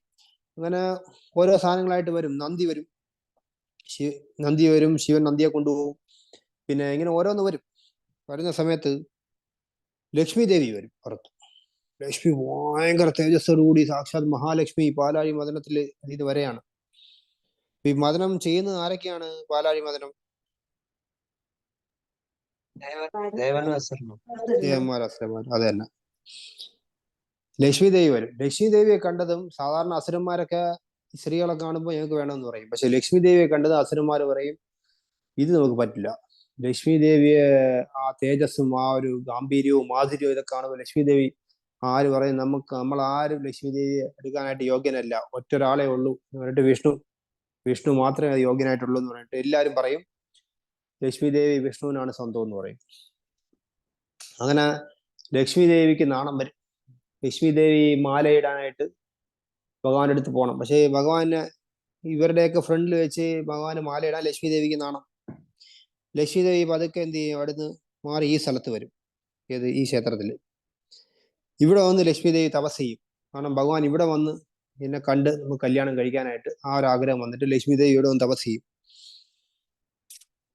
അങ്ങനെ ലക്ഷ്മി ദേവി തപസ് ചെയ്ത സ്ഥലമാണിത്. തപസ്സൊക്കെ കഴിഞ്ഞപ്പോ ഭഗവാൻ വന്നപ്പോ അതൊക്കെ രഹസ്യമായിട്ട് വന്ന് കല്യാണം കഴിക്കാനാണ് ഇവിടെ വന്നത്. ഭഗവാൻ വന്നപ്പോ 33 കോടി ദേവതകളും അവിടെ വന്നു. ഇവരെല്ലാരും വന്ന് നിൽക്കുമ്പോൾ ലക്ഷ്മി ദേവിക്ക് വീണ്ടും നാണം വരും. അയ്യോ, ഇവരുടെയൊക്കെ ഫ്രണ്ടിൽ വെച്ച് വീണ്ടും ഞാൻ എങ്ങനെ എനിക്ക് നാണമാണെന്ന് പറയും. ഭഗവാൻ മനസ്സിൽ വിചാരിക്കും ഇത് ശരിയാവില്ല, ഇവർക്ക് വീണ്ടും നാണം വന്ന് ഇനി ഈ സ്ഥലം വിട്ട് വേറെ എവിടെയെങ്കിലും പോയി തപസ് ചെയ്താൽ നമുക്ക് പണിയാവും. ഭഗവാൻ എന്ത് ചെയ്യും? ഈ ദേവന്മാരെ നോക്കി ഒരു കണ്ണ് കാണിക്കും. അപ്പൊ ഈ ദേവന്മാരൊക്കെ എന്താ 30 കോടി ദേവതകളും ഇവിടെ ഒരു ആ ഏരിയയിൽ കംപ്ലീറ്റ് വണ്ടായിട്ട് മാറും. ദേവന്റെ ശരീരം മാറി എല്ലാവരും വണ്ടായിട്ട് മാറും. തേനീച്ച, വണ്ടല്ല തേനീച്ച. അതിങ്ങനെ ഭൂ എന്നുള്ള ശബ്ദമല്ലേ. ഇത് കേൾക്കുമ്പോൾ നമ്മൾ അറിയാം, രാസലീലയൊക്കെ നടക്കുമ്പോൾ ഈ വണ്ടുകളൊക്കെ വരും. ഭ്രമര ഗീതം എന്നൊരു അധ്യായമേ ഉണ്ട് ഭാഗവത്തിൽ. ഇത് കാണുമ്പോൾ ഈ കാമുകന്റെ അടുത്ത് സ്നേഹം കൂടും. അപ്പൊ ആ ഒരു മൂഡ് വരും, ഒരു ഭഗവാനും ലക്ഷ്മി ദേവി ആയിട്ടുള്ള മൂഡ്. ആ മൂഡ് വന്നപ്പോൾ ലക്ഷ്മി ദേവി ഭഗവാന് വളരെ നാണത്തോടു കൂടി ഭഗവാന് മാലയിടും. എന്നിട്ട് ആ വണ്ടുകളൊക്കെ എന്ത് ചെയ്യും? അതൊക്കെ ഭഗവാന്റെ അടുത്ത് തന്നെ, ലക്ഷ്മി ദേവിയുടെ ഭഗവാന്റെ അടുത്ത് തന്നെ ഉണ്ട് എപ്പോഴും. അപ്പൊ ഈ കോലിൽ മാത്രം നമുക്ക് ശ്രീകോലിനകത്ത് കയറി കഴിഞ്ഞാൽ ലക്ഷ്മി ദേവിയുടെ ബാക്കിലായിട്ട് 2 വലിയ വണ്ട് ഇത് കാണും, കൂട്. അതിനകത്ത് ഇഷ്ടംപോലെ വണ്ടുകളാണ്, തേനീച്ച. ഇത് ആരെയും ഒന്നും ചെയ്യില്ല. ഈ തേനീച്ചയൊക്കെ സാക്ഷാൽ ദേവന്മാരാണ്, 30 കോടി ദേവതകളാണ്. അതുകൊണ്ട് ആരും അതിനൊന്നും ചെയ്യില്ല. അതാണ് ഈ ക്ഷേത്രത്തിന്റെ പ്രത്യേകത. അഭിഷേക വല്ലി തായാർ സന്നിധി എന്നാണ് ഭഗവാൻ ലക്ഷ്മി ദേവിയുടെ പേര് ഇവിടെ. കണ്ട, വളരെ മനോഹരമായിട്ടുള്ള ക്ഷേത്രമാണ്. ഈ പുഷ്കരണി കാണുന്ന ഈ തീർത്ഥം ദർശന പുഷ്കരണിയാണ്. ആരാണോ ഈ തീർത്ഥത്തിനെ ദർശനം ചെയ്യുന്നത് അതോടുകൂടി അവന്റെ എല്ലാ പാപവും തീരും. അവിടെ പോയി കുളിക്കണ്ട, ദർശനം ചെയ്താൽ മതി. ഇപ്പൊ നിങ്ങളൊക്കെ ഇവിടെ ദർശനം ചെയ്തു തീർന്നു, അതോടുകൂടി നിങ്ങളെ എല്ലാ പ്രാരാബ്ദങ്ങളും എല്ലാം തീർന്നു. അങ്ങനെ വളരെ ഫേമസ് ആയിട്ടുള്ള ഒരു ക്ഷേത്രം കൂടിയാണ്. കണ്ട, ലക്ഷ്മി ദേവിയും ഭഗവാനായിട്ട് കല്യാണം കഴിക്കുകയാണ്. അത് മാത്രമല്ല വേറൊരു കഥ കൂടെ ഉണ്ട്. കേൾക്കണോ? ബോറടിക്കുന്നോ? കേക്കണം പ്രഭു, കേക്കണം. തിരുക്കണ്ണൈ മന്നൻ, പറയാം. തിരുക്കണ്ണൈ മന്നൻ എന്ന് പറഞ്ഞ വലിയൊരു ഭക്തൻ ഉണ്ടായിരുന്നു. വൈഷ്ണവ ആചാര്യന്മാരിൽ വലിയ ആചാര്യനാണ് അദ്ദേഹം. അതേ ഒരു ദിവസം ഇങ്ങനെ ഈ ക്ഷേത്രത്തിന്റെ പുറത്ത് വന്ന് നോക്കിയപ്പോ 2 നായ്ക്കൾ തമ്മിൽ വഴക്കുണ്ടാക്കുന്നു. ഭയങ്കര വഴക്ക്, ചുമ്മാ കുറയും വഴക്കും അടിപിടിയുമാണ്. ഇത് കണ്ടത് ഒരു നായി വേറൊരു നായി അടിച്ചോണ്ടിരിക്കുകയാണ്, ഇങ്ങനെ ഉപദ്രവിച്ചുകൊണ്ടിരിക്കുകയാണ്. അപ്പോ ആ പട്ടിയുടെ ഉടമസ്ഥൻ വന്നിട്ട്, ഈ രണ്ട് പട്ടിക്ക് ഉടമസ്ഥന്മാരുണ്ട്, അവർ വന്നിട്ട് അങ്ങോട്ടും ഇങ്ങോട്ട് വഴക്കായി. ഇത് വഴക്ക് സംസാരമായി, കയ്യാങ്കളിയായി ആടി. 2 ആൾക്കാർ തമ്മിൽ അങ്ങോട്ടും ഇങ്ങോട്ട് അടി. എന്തിനു വേണ്ടി? എന്റെ പട്ടിയെ നിന്റെ പട്ടി ഉപദ്രവിച്ചു. മറ്റേ പറയും, ഇല്ല നിന്റെ പട്ടിയാണ് എന്റെ പട്ടി ഉപദ്രവിച്ചത്. 2 പേര് തമ്മിൽ ഇങ്ങോട്ടും ഇങ്ങോട്ട് അടിയായി, കയ്യാങ്കളിയായി, വലിയ പ്രശ്നമായി. ഇതേ കണ്ടുകൊണ്ടിരിക്കുകയാണ് തിരുക്കണ്ണൈ മന്നൻ. അതേ മനസ്സിൽ വിചാരിക്കും, ഈ പട്ടിക്ക് വേണ്ടി യജമാനൻ ഇത്രയ്ക്കും വഴക്കുണ്ടാക്കുന്നെങ്കിൽ ഞാൻ ദീക്ഷ എടുത്ത ഒരു വ്യക്തി, ഗുരു ദീക്ഷ എടുത്ത ഒരു വ്യക്തി ഭഗവാന് ശരണാഗതി ചെയ്ത ആളാണ്. ഗുരുവിന് ശരണാഗതി ചെയ്ത് കഴിഞ്ഞാൽ ഭഗവാൻ ഫുൾ അവന്റെ ഗ്യാരണ്ടി എടുത്തേക്കാണ്. മുകുന്ദമാലയിൽ ഭഗവാൻ പറയാണ്, എന്താണ്? ലോകസ്യ വ്യസനാപനോദനകരോ ദാസസ്യ കിം നക്ഷമഃ. ലോകത്തിലെ കംപ്ലീറ്റ് ഉറുമ്പ്, എലി, പട്ടി, പൂച്ച ഇതിനൊക്കെ ഭഗവാൻ നോക്കുകയാണ്. എല്ലാത്തിനും ആഹാരം കിട്ടുന്ന കറക്റ്റ് സമയത്ത്. ആരും വിശപ്പിൽ പട്ടിണി കിടന്ന് മരിക്കുന്നില്ല. അതിനെ നോക്കുന്നെങ്കിൽ ദാസസ്യ കിം നക്ഷമഃ, തന്റെ ഭക്തന്മാരെ ഭഗവാൻ എന്ത് രക്ഷിക്കില്ലേ? തീർച്ചയായിട്ടും രക്ഷിക്കും. അപ്പൊ ഇത് കണ്ട് ഈ 2 യജമാനന്മാരെ ഈ പട്ടിക്ക് വേണ്ടി വഴക്കൂടും കണ്ടപ്പോ, ഈ പട്ടിക്ക് വേണ്ടി ഇത്രയും ഇതോടുകൂടി ഇവന്മാർ അടികൂടുന്നത്.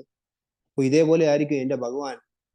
അതേ ഭക്തന്മാർക്ക് വേണ്ടി ആരടുത്ത് വേണമെങ്കിൽ എന്ത് വേണമെങ്കിൽ ചെയ്യും. ഏതറ്റം വരെ പോവും ഭക്തനെ രക്ഷിക്കാനായിട്ട്. അങ്ങനെയുള്ള എന്റെ ഭഗവാനെ വിട്ട് ഞാൻ എങ്ങും പോവില്ല എന്ന് പറഞ്ഞിട്ട് ഈ തിരുക്കണ്ണൈ മന്നൻ ഇവിടെ തന്നെ, ഈ സ്ഥലത്ത് തന്നെ ഇരുന്ന് ഫുൾ അദ്ദേഹത്തിന്റെ ലൈഫ് മൊത്തവും ഭഗവാൻ ശരണാഗതി ചെയ്ത് ഇവിടെ സേവ ചെയ്യും. ഇതാണ്. അതുകൊണ്ട് നിങ്ങൾ ആരും ഒന്നുകൊണ്ടും പേടിക്കേണ്ട ആവശ്യമില്ല.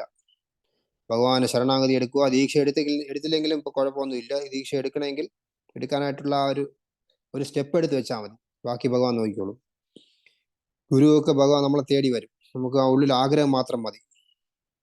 അങ്ങനെ ഈ തിരുക്കണ്ണൈ മന്നൻ കംപ്ലീറ്റ് അദ്ദേഹത്തിന്റെ സ്വത്തും ഇതും കാര്യങ്ങളും ജോലിയെല്ലാം ഉണ്ടായിരുന്നു, എല്ലാം വിട്ടിട്ട് ഇനി ഞാൻ ഒന്നും ചെയ്യില്ല, പൂർണ്ണ ശരണാഗതി എന്ന് പറഞ്ഞിട്ട് ഭഗവാൻ വന്ന് ശരണാഗതി ചെയ്യും. തിരുമങ്കൈ ആൾവാർ ഭഗവാനെ കുറിച്ച് 10 പാസുരം കൂടെ പാടിയിട്ടുണ്ട് ഇതിനകത്ത്. ഭഗവാന് വേറൊരു പേര് കൂടെ ഉണ്ട്, ഭക്തവത്സല പെരുമാൾ. അതായത് ഭക്തന് വേണ്ടി എന്തും ചെയ്യും ഭഗവാൻ ഇവിടെ. കഥകളൊക്കെ വളരെ മനോഹരമായിട്ടുള്ള കഥകളാണ്. എല്ലാം ബ്രഹ്മാണ്ഡ പുരാണത്തിലൊക്കെ ഉള്ള കഥകളാണ് ഇതൊക്കെ. ആരും ഉണ്ടാക്കി പറഞ്ഞല്ല, ഇതൊക്കെ റിയലി നടന്ന സംഭവങ്ങളാണ്. അതുകൊണ്ട് നിങ്ങൾക്ക് ആർക്കെങ്കിലും എന്ത് പ്രശ്നം ഉണ്ടെങ്കിലും ഭഗവാൻ ഇപ്പൊ തന്നെ മനസ്സുകൊണ്ട് പ്രാർത്ഥിച്ചോളൂ. ഒരു ടെൻഷനും അടിക്കാൻ പാടില്ല. പ്രഭുപാദ് ഒരു പ്രഭാഷണത്തിൽ സ്റ്റാർട്ട് ചെയ്യണത് ഇങ്ങനെയാണ്: Krishna consciousness means joyful. If you are not joyful, it means you are not Krishna consciousness. എന്ന് വെച്ച് കഴിഞ്ഞാൽ കൃഷ്ണാബോധം എന്ന് വെച്ച് കഴിഞ്ഞാൽ പൂർണ്ണ ആനന്ദമാണ്. നിങ്ങൾക്ക് ഉള്ളിൽ ഇപ്പൊ പൂർണ്ണ ആനന്ദം, ഇപ്പോ ഈ സെക്കൻഡിൽ ഉള്ളിൽ പൂർണ്ണ ആനന്ദമില്ലെങ്കിൽ ഇതിന്റെ അർത്ഥം നിങ്ങൾ കൃഷ്ണാബോധത്തിലല്ല ഇരിക്കുന്നത്, നിങ്ങൾ വേറെ പല ചിന്തയിലുമാണ്. ഒരു സൂപ്പർ ലക്ഷണമാണ്. സ്റ്റാർട്ടിങ് എങ്ങനെയാണ്? അതുകൊണ്ട് കൃഷ്ണാബോധത്തിൽ വന്നു കഴിഞ്ഞാൽ ഓട്ടോമാറ്റിക്കലി ഭഗവാൻ എല്ലാ കാര്യങ്ങളും നോക്കിക്കോളും. നല്ലത് നടന്നാലും ചീത്ത നടന്നാലും രണ്ടും ഭഗവാന്റെ സങ്കല്പമാണ്. ഒരിക്കൽ സനാതന ഗോസ്വാമി തന്റെ ശരീരം ഫുൾ കുഷ്ഠരോഗം, ഇത് കുഷ്ഠരോഗമല്ല, ദേഹം മൊത്തം ഇങ്ങനെ മുറിഞ്ഞ് പുണ്ണൊക്കെ വന്ന് ഇരിക്കുകയാണ്. ആ സമയത്ത് മഹാപ്രഭുവിനെ കാണാനായിട്ട് പോണോ വേണ്ടേന്ന് ഇങ്ങനെ ആലോചിക്കും. കാരണം പോയി കഴിഞ്ഞാൽ മഹാപ്രഭു ഇദ്ദേഹത്തിനെ ആലിംഗനം ചെയ്യും. അപ്പൊ ഇദ്ദേഹം മനസ്സിൽ വിചാരിക്കും, ഭഗവാൻ എന്നെ ഒരിക്കലും ആലിംഗനം ചെയ്യാൻ പാടില്ല, കാരണം എന്റെ ശരീരം ഇത്ര അഴുക്കാണ്. അടുത്ത് പോയി കഴിഞ്ഞാൽ മഹാപ്രഭു എന്നെ ആലിംഗനം ചെയ്യും, അതുകൊണ്ട് ഞാൻ പോവില്ല, ഈ ശരീരം തന്നെ ഞാൻ വിടാൻ പോവുകയാണെന്ന് പറഞ്ഞിട്ട് ഇങ്ങനെ മനസ്സിൽ വിചാരിക്കും. അപ്പം ആ സെക്കൻഡിൽ മഹാപ്രഭു അവിടെ വരും. എന്നിട്ട് പറയും, നീ എന്ത് ധൈര്യം ഉണ്ടെങ്കിൽ നിന്റെ ശരീരം നീ വിടാനായിട്ട് ആഗ്രഹിക്കും, ഈ ശരീരം എന്റേതാണ്.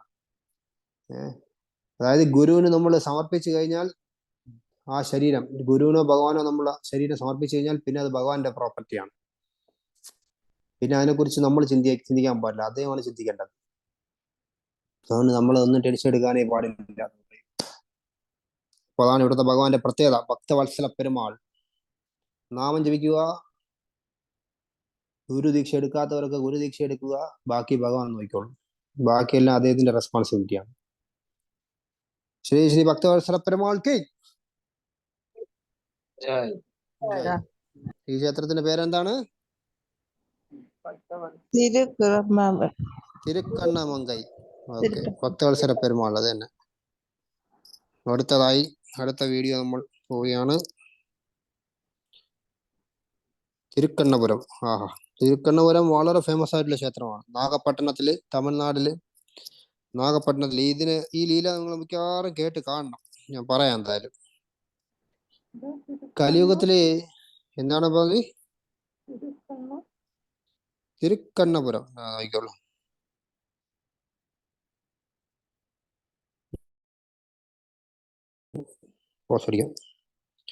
തിരുക്കണ്ണൻ. കണ്ണൻ വെച്ചാലാണ് കൃഷ്ണൻ. ശരണ്യ മുകുന്ദൻ എന്നാണ് ഇവിടുത്തെ ഭഗവാന്റെ പേര്. കലിയുഗത്തില് ഏറ്റവും കൂടുതൽ ആൾക്കാർ പ്രാധാന്യം കൊടുക്കുന്നത് ശരീരത്തിലെ ഏത് ഭാഗത്തിനാണ്?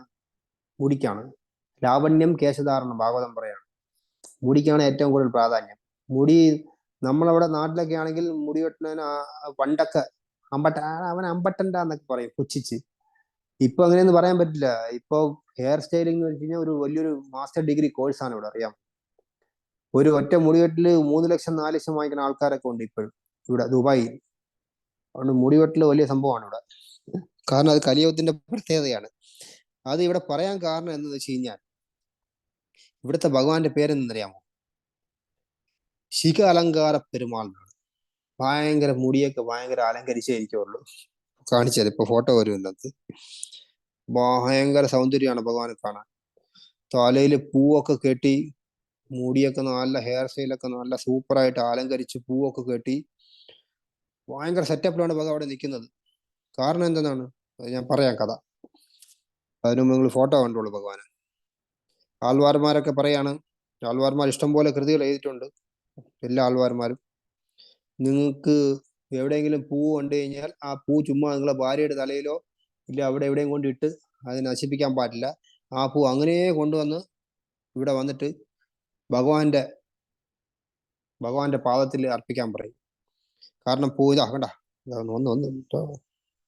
മുടിയുണ്ട, മുടിയൊക്കെ ഇട്ട് അലങ്കരിച്ച് ഭഗവാനാണത്, കൃഷ്ണനാണ്. അലങ്കരിച്ച് വാൻ സെറ്റപ്പിൽ നിൽക്കുകയാണ് ഇവിടെ. ആൾവാർമാരുടെ ആ ശ്ലോകത്തിൽ അദ്ദേഹം പറയാണ്, എല്ലാ പൂവും കൊണ്ടുപോവാ, ഇവിടെ കൊണ്ടുവന്ന് ഭഗവാന്റെ തല അലങ്കരിക്കുന്നു. കാരണം അതുകൊണ്ട് ഒരേ ഒരു പ്രയോജനം അത് മാത്രമേ ഉള്ളൂ, പൂവുണ്ട്. സദാ സവംഗ സുന്ദരൻ, സർവാംഗ സുന്ദരൻ എന്നാണ് ഭഗവാന്റെ പേര്. ഉത്സവമൂർത്തി ശൗരി പെരുമാൾ കേട്ട് കാണും നിങ്ങൾ, വളരെ ഫേമസ് ആണ് ശൗരി പെരുമാൾ. അപ്പൊ നമുക്ക് കഥയിലോട്ട് കിടക്കാം. ഇവിടുത്തെ ഉപരിചര വസു അഷ്ടവസുക്കളുണ്ട്. അതിലൊരു വസുവിന്റെ പേരാണ് ഉപരിചര വസു. ഇവരെല്ലാരും ഭക്തന്മാരാണ്, എല്ലാവരും വിഷ്ണു ഭക്തന്മാരാണ്. ഇവിടുത്തെ ആ ഉപരിചര വസു ഒരിക്കൽ വേട്ടയ്ക്കായിട്ട് കാട്ടിൽ വരും, ഈ സ്ഥലത്ത് വരും. വരുന്ന സമയത്ത് ഈ ഋഷികള്, പണ്ടൊക്കെ ഇവിടെ ഋഷിമാര് താമസിക്കുന്ന സ്ഥലങ്ങളാണ്, അവരൊക്കെ ഇങ്ങനെ തപസ് ചെയ്ത് ശരീരത്തിനെ കുറിച്ചൊരു ബോധമില്ലാതെ തപസ് ചെയ്ത് അവരുടെ ശരീരമൊക്കെ ഇങ്ങനെ മെലിഞ്ഞ് എല്ലും തോലുമായി ലാസ്റ്റ് എല്ലും തോലും മാറിയിട്ട് ഇവരുടെ ഇവിടെയൊക്കെ ശരീരം വരെ ഇങ്ങനെ വള്ളിയില്ലേ, ഈ മരങ്ങളുടെ വള്ളി, അതുപോലെ ആയിപ്പോവും. ഈ ഉപരിതല വസ്തു ഇതൊന്നും അറിയാതെ അദ്ദേഹം ഇവിടെ വന്ന് കാട്ടിനകത്ത് വരുമ്പോൾ ഈ അദ്ദേഹത്തിന്റെ കയ്യിൽ വാളുണ്ട്, വാള് വെച്ച് ചുമ്മാ ഇങ്ങനെ വെട്ടിക്കൊണ്ട് പോകും. ആ സമയത്ത് ഈ ചെടികളാണെന്ന് പറഞ്ഞ് ഈ ഋഷിമാരെ വെട്ടും. ഋഷിമാരെ ഇതൊന്നും അവർക്ക് ഇതൊന്നും അറിഞ്ഞുകൂടെ ആരാണ് വന്നത്, അവർ ഫുൾ ധ്യാനത്തിൽ മഗ്നമായിരിക്കുകയാണ്. അങ്ങനെ അവരൊക്കെ ഭഗവാനെ പ്രാർത്ഥിക്കും. അങ്ങനെ ഭഗവാൻ ഒരു കൊച്ചുകുട്ടിയുടെ രൂപത്തിൽ വന്നിട്ട് ഇവരെയൊക്കെ രക്ഷിക്കും. അത് ഈ സ്ഥലത്താണ് നടക്കുന്നത്. ഇത് വന്ന് കടലിന് അടുത്താണ് ഈ ക്ഷേത്രം. തീർത്ഥം വളരെ പ്രധാനപ്പെട്ട തീർത്ഥമാണ്. എന്താണെന്ന് പറയാൻ ജില്ലകൾ എന്തെന്ന്. ഇവിടുന്ന് ഒരു 15 മൈല് പോയി കഴിഞ്ഞാൽ അവിടെ ഒരു കടലുണ്ട്. ആ കടലിലാണ് ഉത്സവം നടക്കുന്നത്. ഭഗവാൻ ഇവിടുന്ന് കൊണ്ടുപോയി ഗരുഡവാഹനത്തിൽ കയറ്റി അവിടെ കൊണ്ടുപോയി കടലിൽ ആറാട്ട് നടത്തും. അതായത് ഭഗവാൻ കൃഷ്ണരൂപമാണ് ഇവിടെ. ഭഗവാൻ ഒരു മാപ്പിളை എന്ന് വെച്ച് കഴിഞ്ഞാൽ നമ്മളെ മലയാളത്തിൽ മാപ്പിളയല്ല, തമിഴിൽ മാപ്പിളை എന്ന് വെച്ചാൽ വരൻ, കല്യാണ വരനാണ്. അപ്പോൾ ഒരു വരനെ എങ്ങനെ അലങ്കരിക്കുമോ അതേപോലെ വരൻ എന്തൊക്കെ കൊടുക്കണോ അതൊക്കെ ഈ അവിടുത്തെ ഈ കടൽ തീരത്ത് താമസിക്കുന്ന മുക്കുമാരുണ്ടല്ലോ, അവരാണ് ഈ കംപ്ലീറ്റ് ഉത്സവം നടത്തുന്നത്. അവിടെ എത്തിക്കഴിഞ്ഞാൽ എല്ലാ ഒരുക്കങ്ങളും കംപ്ലീറ്റ് അവരുടെ ചെലവാണ്. ഇന്നും സാധാരണ നമ്മളെ ക്ഷേത്രത്തിൽ പത്മനാഭസ്വാമി ക്ഷേത്രത്തൊക്കെ ഒരു ദിവസം പ്രോഗ്രാമാണ് ആറാട്ട്. ഇവിടെ 2.5 ദിവസമാണ്. കാരണം 15 മൈൽ നടക്കണം. പോകുന്ന വഴിയിൽ കംപ്ലീറ്റും ഭജന കീർത്തനം അത് ഇത്, ആൾക്കാരൊക്കെ ഭഗവാനെ വരവേൽക്കും, താലപ്പൊലി ഇതൊക്കെ വെച്ച് ഭയങ്കര ഫെസ്റ്റിവലാണ് ഉത്സവം. 2.5 ദിവസമാകും ഭഗവാൻ അവിടെ പോയിട്ട് വരാനായിട്ട്. ഇവിടെ ഭഗവാൻ എങ്ങനെ വന്നു എന്നുള്ളത് കേൾക്കാം. ഉത്സവമൂർത്തിയാണ് നമ്മൾ ഈ കാണുന്നത്. ഉള്ളില് മെയിൻ മൂർത്തി, അത് വിഗ്രഹം എടുക്കാൻ സമ്മതിക്കില്ല. വീഡിയോ ഉണ്ടാന്ന് നോക്കാം, ചിലപ്പോൾ ഈ വീഡിയോയിൽ കാണും. ഇത് വിഭീഷണന് വേണ്ടി, വിഭീഷണൻ അറിയാമല്ലോ, രാവണന്റെ അനിയൻ. വിഭീഷണൻ ഭഗവാന്റെ അടുത്ത് പറയും, രാമ എനിക്ക് അങ്ങയുടെ വിഭീഷണന്റെ കയ്യിലാണ് ഈ രംഗനാഥ സ്വാമിയുടെ വിഗ്രഹം ഉള്ളത്. കാരണം വിഭീഷണൻ പൂജ ചെയ്ത വിഗ്രഹമാണ് രംഗനാഥ സ്വാമിയുടെ. രംഗനാഥ സ്വാമി രാമൻ പൂജിച്ച വിഗ്രഹമാണ്, പിന്നെ വിഭീഷണന് കൊടുക്കും.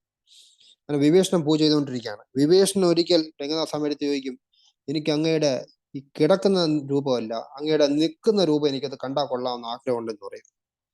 ഭഗവാൻ പറയും, അത് എന്തായാലും ഇപ്പൊ നടക്കൂല, അത് നീ കാണണമെങ്കിൽ നേരെ തിരുക്കണ്ണപുരത്തിലോട്ട് വാ, അവിടെ നിനക്ക് ദർശനം തരാമെന്ന്. അങ്ങനെ വിഭീഷണൻ ഇവിടെ വരും. ഇവിടെ വന്നതും ഭഗവാൻ ഇങ്ങനെ നിൽക്കുന്ന രൂപം അദ്ദേഹത്തിന് പ്രത്യക്ഷമായിട്ട് ദർശനം കൊടുക്കും.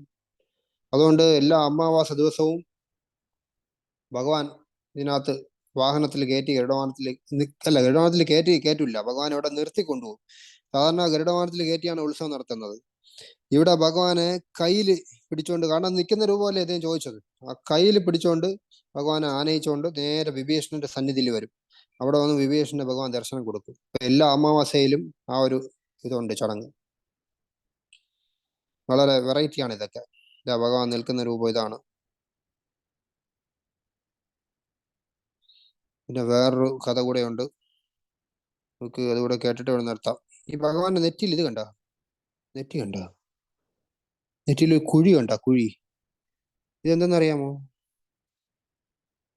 ആർക്കെങ്കിലും പറയാൻ പറ്റുമോ? പറയുന്നവർക്ക് ഒരു സ്പെഷ്യൽ ഗിഫ്റ്റ് ഉണ്ടാവും. ഭഗവാന്റെ നെറ്റിയിൽ എങ്ങനെ ഈ കുഴി വന്നു? തിരുപ്പതിയിലെ കണക്കാണോ പ്രഭു? ഏകദേശം അതുപോലെയാണ്. തിരുപ്പതി അനന്താൾമാരെടുത്ത് ഒരു അടി കൊടുക്കും. ഇവിടെ ഞാൻ തന്നെ പറയാം, ഒരു പൂജാരി ഉണ്ടായിരുന്നു. അദ്ദേഹം ഭയങ്കര ഭക്തനാണ്. അപ്പോ ഇദ്ദേഹം ഉള്ള കാലഘട്ടത്താണ് ഇവിടെ ഈ നമ്മളെ ഇപ്പോഴത്തെ ISIS പോലെ തീവ്രവാദികളുണ്ടല്ലോ, അത് ഈ മുഗളന്മാർ വന്ന് ക്ഷേത്രങ്ങളൊക്കെ ഇടിച്ചു നിരത്തും. അതേപോലെ ആ സമയത്ത് കൊള്ളക്കാരന്മാർ വന്ന് ഈ ക്ഷേത്രത്തിന്റെ കംപ്ലീറ്റ് പുറത്ത്, വലിയ ക്ഷേത്രമാണിത്, പുറത്തെ മതിൽ കംപ്ലീറ്റ് ഇടിക്കും. അതിനകത്ത് കയറിയിട്ട് അടുത്ത മതിൽ ഇടിക്കും. അങ്ങനെ ഓരോ മതിലായിട്ട് ഇടിച്ചിടിച്ച് ഉള്ളോട്ട് വന്നുകൊണ്ടിരിക്കുകയാണ് ഇവർ, ഫുള്ള് ക്ഷേത്രം ആക്രമിച്ചുകൊണ്ട്. അപ്പോൾ ഈ പൂജാരി ഭഗവാന്റെ അടുത്ത് പറയും, ഭഗവാനെ എത്രയും പെട്ടെന്ന് രക്ഷിക്കൂ, നമ്മളെ ക്ഷേത്രം രക്ഷിക്കൂ, അങ്ങേ രക്ഷിക്കൂ, ഭക്തന്മാരെ രക്ഷിക്കൂ, ഇങ്ങനെ നോക്കിക്കൊണ്ട് നിൽക്കല്ലേ, രക്ഷിക്കാന്ന് പറയുമ്പോൾ ഭഗവാൻ ഇങ്ങനെ അനങ്ങാതെ നിൽക്കുകയാണ് വിഗ്രഹത്തിൽ. അപ്പൊ ഇദ്ദേഹം ഭഗവാനെ കാണുന്നത് ഭഗവാനായിട്ടാണ്. ഇദ്ദേഹം ഭഗവാൻ നോക്കി പറയും, ഇങ്ങനെ നോക്കിക്കൊണ്ട് നിൽക്കുന്നു എന്നല്ലാതെ കല്ല് പോലെ നോക്കിക്കൊണ്ടിരിക്കുന്നു, നിന്നെ കൊണ്ട് എന്തെങ്കിലും പ്രയോജനം ഉണ്ടാകുന്ന പറഞ്ഞിട്ട് അവിടെ ഒരു സാധനമുണ്ട്, ഒരു ആയുധം, അതെടുത്ത് ഒറ്റയടി ഭഗവാന്റെ നെറ്റിയിൽ ആടി കൊണ്ടത് ഭഗവാൻ ചാടി എണീക്കും. കയ്യിലുള്ള സാരംഗം എടുക്കും, അമ്പും വില്ലും പറന്ന് വന്നവന്മാരെ കംപ്ലീറ്റ് ഭഗവാൻ എല്ലാത്തിനെയും കൊല്ലും. തീവ്രവാദികളെ മൊത്തം ഭഗവാൻ കൊല്ലും. വന്ന കൊള്ളക്കാരന്മാരെ. അങ്ങനെ ഭഗവാന്റെ കയ്യിൽ നിന്ന് ഈ അറയർ സ്വാമി എന്നാണ് ഇദ്ദേഹത്തിന്റെ പേര്. ഭഗവാന്റെ കയ്യിൽ നിന്ന് അടി വാങ്ങിച്ച് ആ അടിയുടെ ഓർമ്മയ്ക്കായിട്ട് ഇന്നും ആ വിഗ്രഹത്തിന്റെ നെറ്റിയിൽ ഭഗവാന്റെ നെറ്റിയിൽ കുഴിയുണ്ട്. എന്തൊക്കെ കാര്യം നോക്കും, എന്തൊക്കെ ഭഗവാൻ സഹിക്കണം. തിരുപ്പതിയിലാണെങ്കിൽ അനന്താൽവാർ അടി കൊടുത്തു, ഇവിടെയാണെങ്കിൽ അറയർ സ്വാമി അടി കൊടുത്തു. ഭക്തന്മാരുടെ ഓരോ കാര്യങ്ങൾ ഭഗവാൻ ഇതൊക്കെ രസമായിട്ടാണ് എടുക്കുന്നത്. ഇപ്പോഴും നമ്മളെ പത്മനാഭ ക്ഷേത്രത്തിലും കുറച്ച് ഭക്തന്മാരൊക്കെ ഉണ്ട്, സൂപ്പറാണ്. അവരുടെയൊക്കെ കൂടെ സംസാരിക്കുമ്പോൾ അറിയാം ഇതേ സ്വഭാവമാണ്. ഭഗവാനായിട്ട് ഭയങ്കര ഒരു പേഴ്സണൽ റിലേഷൻ ആണ്. നമ്മൾ കണ്ട ഭഗവാൻ നിന്നാണ് വരുന്നത്, കണ്ട ഇവിടെ വാഹനമൊന്നുമില്ല. ഭഗവാനെ തൂക്കി കയ്യിൽ തൂക്കിക്കൊണ്ട് നേരെ വിഭീഷണന്റെ അടുത്ത് കൊണ്ടുവരികയാണ്. എല്ലാ അമാവാസയിൽ പോയി കഴിഞ്ഞാൽ ഈ ചടങ്ങ് കാണാൻ പറ്റും. ഇതാണ് വിഭീഷണന്റെ സന്നിധി. ഇവിടെ വേറൊരു പ്രത്യേകത എന്ന് വെച്ച് കഴിഞ്ഞാൽ ഇവിടെ പൊങ്കല് ഭയങ്കര ഫേമസ് ആണ്. നിങ്ങൾക്ക് ആർക്കെങ്കിലും പൊങ്കല് ഭഗവാന് അർപ്പിക്കണമെങ്കിൽ എന്തായാലും ഈ ഇടയ്ക്കൊന്നും കിട്ടില്ല. ഒരു 5-6 വർഷത്തേക്കുള്ള പൊങ്കൽ ആൾറെഡി ബുക്കിംഗ് ആയി. കാരണം ഇവിടെ പണ്ടൊരു വലിയ ഭക്തനുണ്ടായിരുന്നു, മുനിയ ധരയർ സ്വാമി എന്ന് പറഞ്ഞ വലിയൊരു ഭക്തനുണ്ടായിരുന്നു. അദ്ദേഹം എന്ത് കഴിച്ചാലും ഭഗവാനെ സമർപ്പിച്ചിട്ടേ കഴിക്കുള്ളൂ. ഭയങ്കര ഭക്തനാണ്, പ്രസാദം മാത്രമേ കഴിക്കുള്ളൂ. ഒരു ദിവസം അദ്ദേഹം വീട്ടിൽ വന്നപ്പോൾ രാത്രിയായപ്പോ ഈ ഭാര്യ ആഹാരം ഉണ്ടാക്കി ഭഗവാന് നൈവേദ്യം ചെയ്തില്ല. പെട്ടെന്ന് ഇദ്ദേഹത്തിന് കൊടുത്തു. ഇദ്ദേഹം ഭാര്യയുടെ ചോദിച്ചു, ഭഗവാന് നൈവേദ്യം ചെയ്തോ എന്ന് ചോദിച്ചു. അവള് പെട്ടെന്ന് ആ ഒരു ധൃതിയിൽ ഇദ്ദേഹത്തിന് വിശക്കുമല്ലോ എന്ന് പറഞ്ഞിട്ട് ഇദ്ദേഹം പറഞ്ഞു കൊടുത്തു എന്ന് പറഞ്ഞു. പക്ഷെ ആക്ച്വലി നൈവേദ്യം ചെയ്തിട്ടില്ലായിരുന്നു. അടുത്ത ദിവസം രാവിലെ ഇദ്ദേഹം ക്ഷേത്രം തുറക്കാൻ പോയപ്പോൾ ക്ഷേത്രത്തിന്റെ ഫ്രണ്ടിൽ ഫുൾ വരാന്തയിൽ മൊത്തവും പൊങ്കൽ കിടക്കുന്നു. അതായത് അവള് നൈവേദ്യമേ ചെയ്തില്ല. ഇദ്ദേഹത്തിന്റെ ക്ഷേത്രമല്ല, ഇദ്ദേഹത്തിന്റെ ഈ കോവില്, ഇദ്ദേഹത്തിന്റെ പൂജാമുറിയിൽ അതിന്റെ മൊത്തം വരാന്ത മൊത്തവും പൊങ്കല്. അപ്പൊ അതിന്റെ അർത്ഥം ഭഗവാൻ വന്ന് കഴിച്ചു. എന്റെ ഭക്തന്റെ, അതായത് ആ ഭാര്യയുടെ, അദ്ദേഹത്തിന്റെ ഭാര്യയാണല്ലോ, ആ ഭാര്യയുടെ വാക്ക് സത്യമാണെന്ന് കാണിക്കാനായിട്ട് ഭഗവാൻ തന്നെ ആ പൊങ്കൽ വന്ന് കഴിച്ചു. അപ്പൊ ഇവിടുത്തെ പൊങ്കലിനൊരു തനി ടേസ്റ്റ് ആണ്. നമ്മൾ അമ്പലപ്പുഴ പായസമാണ്, അതിന് തുല്യമായിട്ട് ഒന്നും കമ്പയർ ചെയ്യാൻ പറ്റില്ല. തിരുപ്പതി ലഡു എന്ന് വെച്ചാൽ തിരുപ്പതി ലഡു ആണ്, അതിന് വേറെ എവിടെ ലഡു ഉണ്ടാക്കിയാൽ ആ ടേസ്റ്റ് വരില്ല. അതേപോലെ ഇവിടുത്തെ പൊങ്കല്, ആ പൊങ്കൽ അതിന്റെ ടേസ്റ്റ് അതിന് മാത്രമേ ഉള്ളൂ, വേറെ ഒന്നിനും ഇല്ല. അത് ബുക്ക് ചെയ്ത് കഴിഞ്ഞാൽ 5-6 വർഷം കഴിഞ്ഞേ കിട്ടുള്ളൂ. അത്രയ്ക്ക് ബുക്കിംഗ് ആണ്, ഫുൾ ബുക്ക്ഡ് ആണ് എല്ലാ ദിവസവും. അപ്പൊ അതൊരു വലിയ ഫേമസ് ആയിട്ടുള്ള ക്ഷേത്രമാണത്.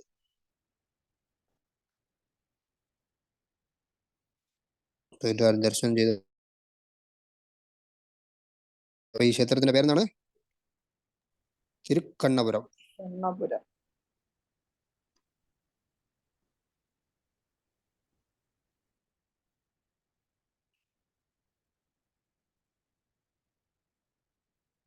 നിങ്ങൾ വേറൊരു കഥ കേട്ട് കാണും, ജസായി പ്രഭു പറഞ്ഞു കാണും.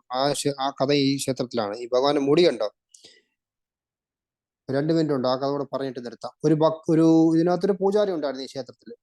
ആ പൂജാരി ഡെയിലി ഒരു സ്ത്രീ അവിടെ വരും. ആ സ്ത്രീക്ക് ഡെയിലി ഭഗവാൻ ഇട്ട പൂമാല ആ സ്ത്രീക്ക് കൊടുക്കും.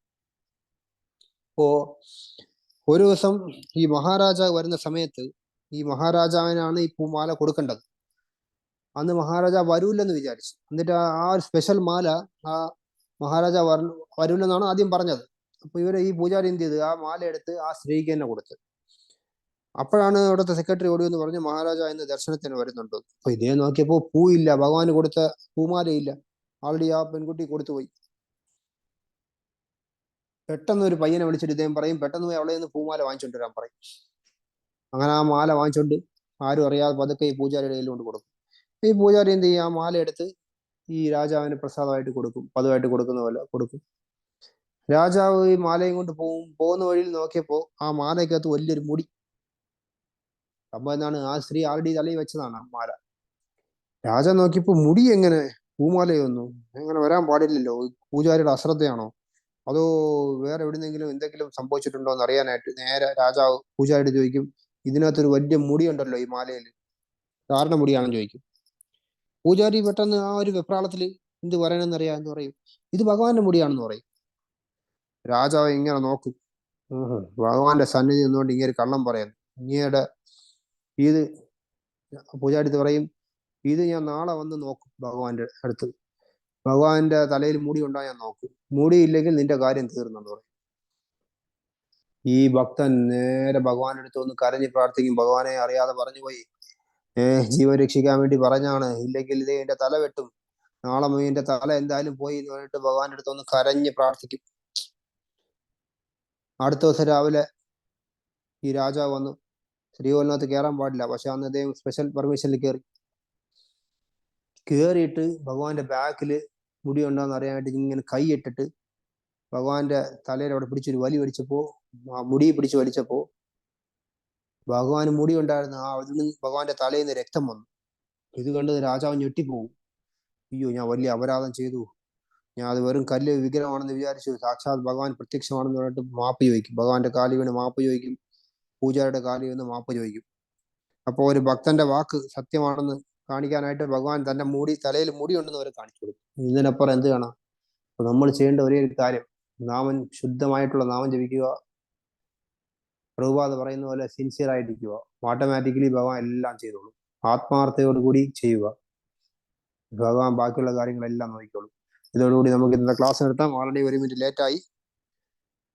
പ്രഭുപാദ് ജയ്. ഈ ദിവ്യദേശത്തിന്റെ പേരെന്താണ്? തിരുക്കണ്ണപുരം. കറക്റ്റ്. തിരുക്കണ്ണപുരം പെരുമാൾ കി ജയ്. ശിഖ അലങ്കാര പെരുമാൾ കി ജയ്. ഇവിടെ കൃഷ്ണനാണ് ഈ ലീലയൊക്കെ നടത്തിയത്. കംപ്ലീറ്റ് കൃഷ്ണന്റെ, ഈ ഭഗവാന്റെ രൂപം ഇവിടുത്തെ കൃഷ്ണ രൂപമാണ്. കൃഷ്ണനെ ഇങ്ങനത്തെ ലീലകളൊക്കെ കാണിക്കുള്ളൂ. അപ്പൊ നമുക്ക് ഇന്നത്തെ നിർത്താം. ഇനി എന്തെങ്കിലും സംശയങ്ങളൊക്കെ ഉണ്ടെങ്കിൽ പെട്ടെന്ന് 1 സെക്കൻഡ് കൊണ്ട് ചോദിക്കാം. ഈ വീഡിയോ തീരുന്നവരെ 1 മിനിറ്റ് വരെ. 1 മിനിറ്റ് ഇല്ല, 30 സെക്കൻഡ്.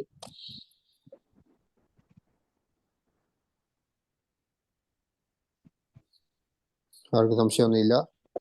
ഈ മാസം 23-ാം തീയതി പത്മനാഭസ്വാമി ക്ഷേത്രം, 21-ാം തീയതി പത്മനാഭസ്വാമി ക്ഷേത്രം ആറാട്ടാണ്. 12-ാം തീയതി കൊടിയേറുന്നു. എല്ലാ ഭക്തന്മാർക്കും സ്വാഗതം. ആറാട്ടിന് എല്ലാവരും വരാൻ നോക്കുക. നമുക്ക് ഭഗവാന്റെ ബാക്കിൽ കൂടെ കീർത്തനൊക്കെ ചെയ്തു പോവാം. ശംഖുമുഖം കടലിൽ പോയി ഭഗവാന്റെ കൂടെ സ്നാനം ചെയ്യാം.